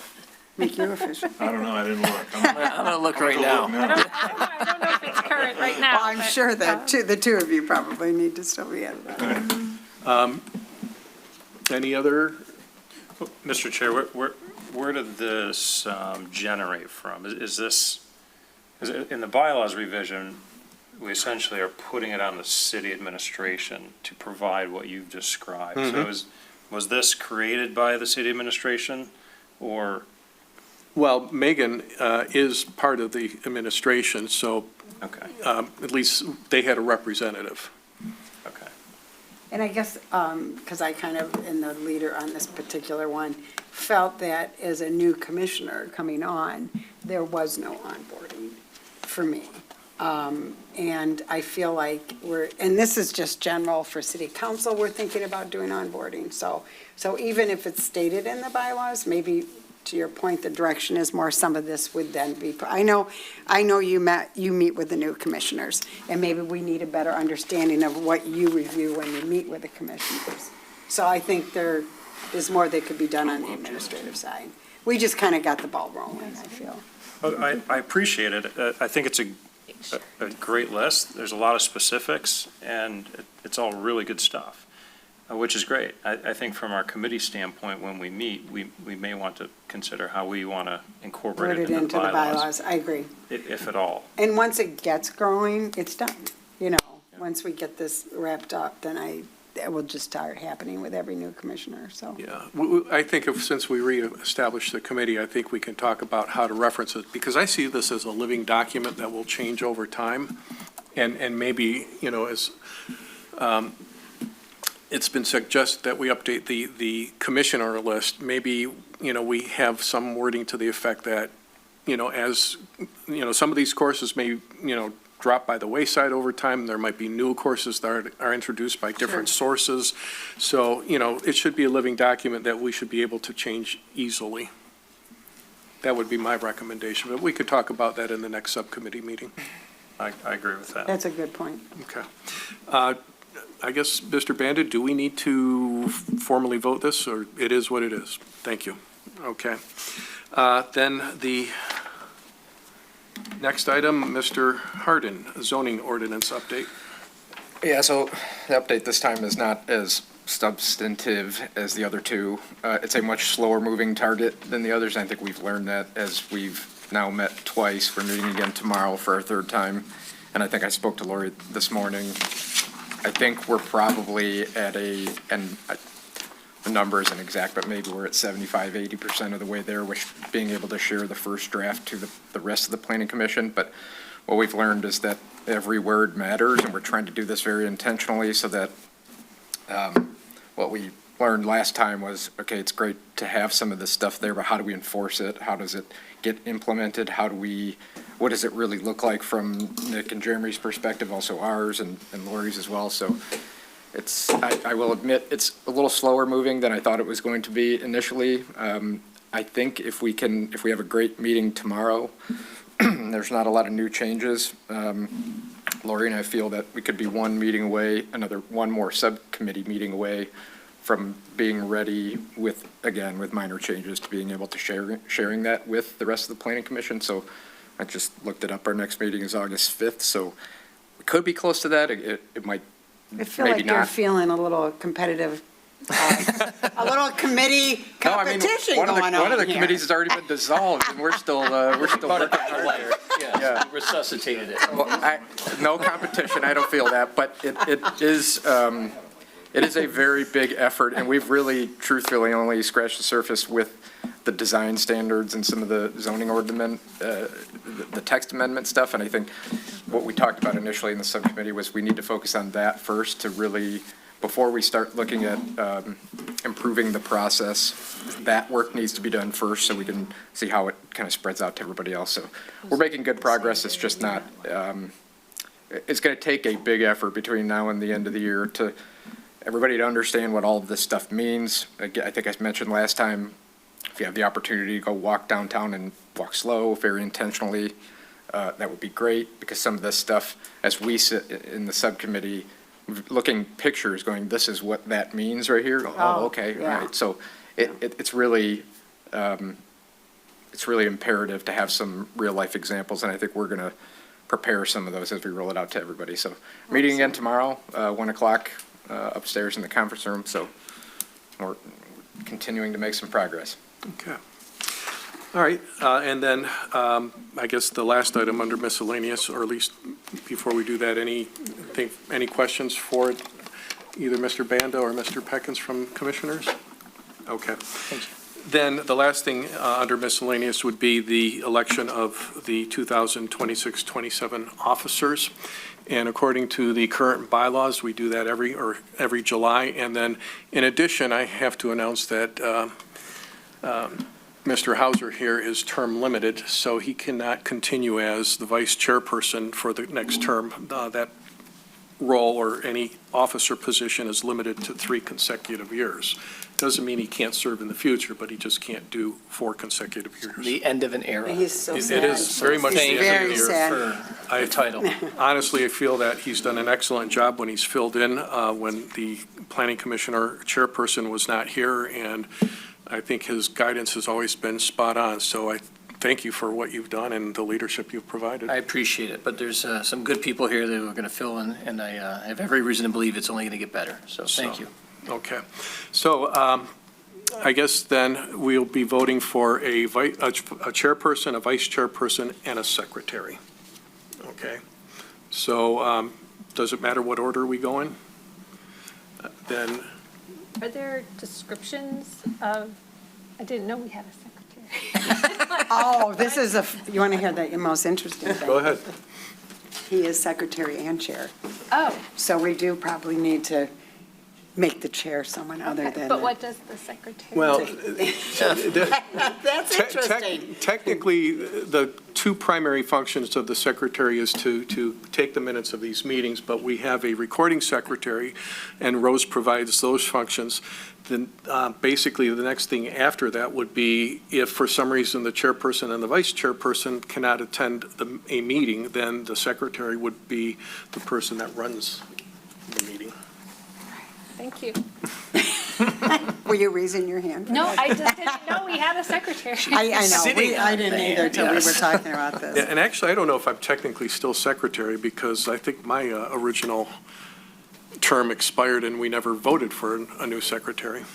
But anyways, so let's do this. Are there any nominations for the chairperson? I'll nominate Richard Kensick. Do we have a second? I second that nomination. Okay. Anyone else would like to be nominated or have another, not be nominated, but anyone else to be nominated? No. Okay. So to tell you how we're following the bylaws, considering there is no other nominees, then we don't have to take a vote because bylaws say it's unanimous. Boom. Go. Done. We learned a lot by reading these, studying these bylaws. Although we still have to refer back, even today. Yep. All right, then the next position is the vice chairperson. Do we have any nominees for the vice chairperson? I would like to nominate Dave Harden for the vice chair position. Okay. Mr. Harden, actually, somebody should have asked me if I accept. Yeah, all right, yeah. Mr. Harden, do you accept the nomination? Yes, I'll accept the nomination. Do we have a second? I would second that. Okay, Ms. Murphy seconds it. Do we have another nomination? Okay. All right, again, according to the bylaws, that is unanimous. And then finally for the secretary. Now, to be honest, nothing precludes Mr. Hauser from being secretary, but.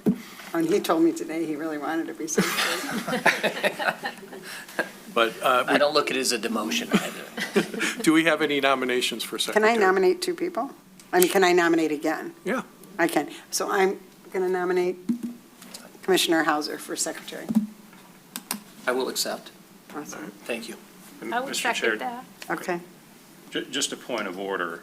Can ex officio. Oh, he can't I don't, probably. yeah, that's a good question. Yeah. I have no doubt that Commissioner Hauser would feel exceptionally well, considering, you know, it's left to the direction to Rose to implement everything a secretary would do, but Rose does a great job. So, but anyways, I think that the question the committee is going to have to grapple with is, you know, the MPEA basically stipulates ex officio members can't serve as chairperson in the bylaws. There's language that says the secretary would essentially take on all powers and responsibilities of the chairperson, were the chairperson and vice chairperson unable to be present. And so therefore, you know, it's sort of this catch-22 or conundrum of, can an ex officio actually hold a position of an office? Obviously, that's happened in the past. Whether or not it's an actual violation of MPEA, I think we're going to sort out with Jeff the city attorney this Well, month. how badly does Councilmember Hauser want this? I don't want to cause any more controversy than may Okay, already can I- have been can I- started tonight. Can I by me. change my So nomination? I will Nomination. decline your invitation to be the secretary. I'm Okay, happy I with would just like being to a normal planning nominate commission. Dan Bachman for being secretary. I also decline, thank you, though. You're declining. Yeah. Come on. It's Everyone's fun. doing it. I will nominate Commissioner Murphy. No. All right, It's like a ping pong game here. okay. Commissioner Stone is not here.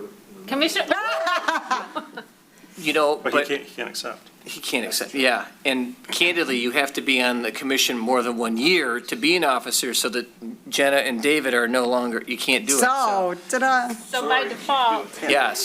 I will just say, I have been secretary of an organization for 4 years, and my term ends at the end of this year. So you're sliding right in. I don't have to take the minutes. And No. You don't have to do anything. You don't really have to do So, anything. okay, I'm going to all right. second that nomination, Well done. All right. and it sounds like she's accepted. Grudgingly. Yeah. Phew. Wow, that Rose's last day was complicated. today, so.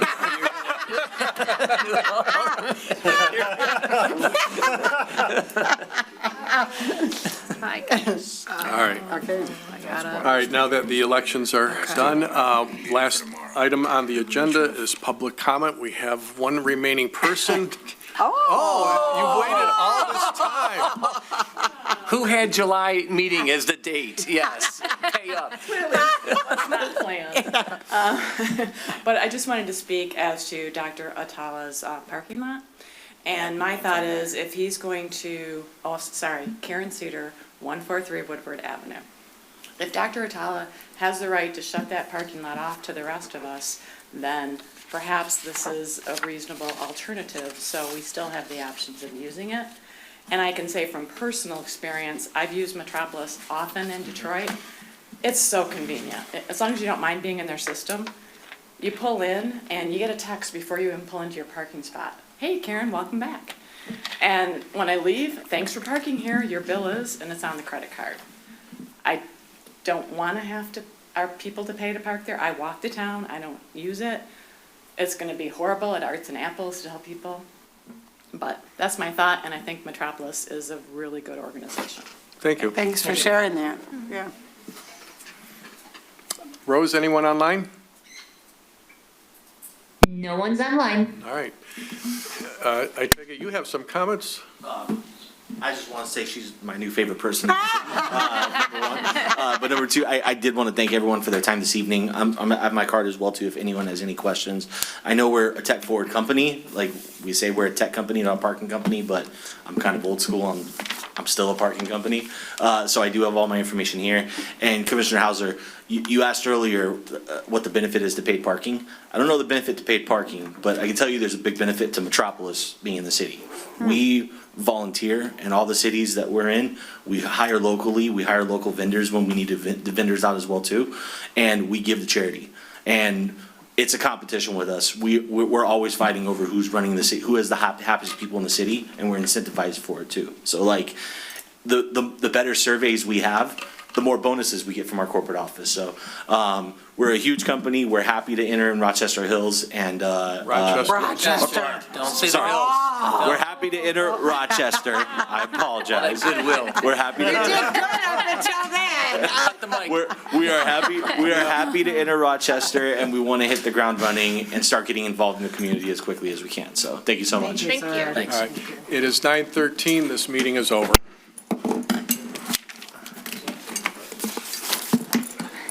I will take one of your No? Great. You can ask Lori.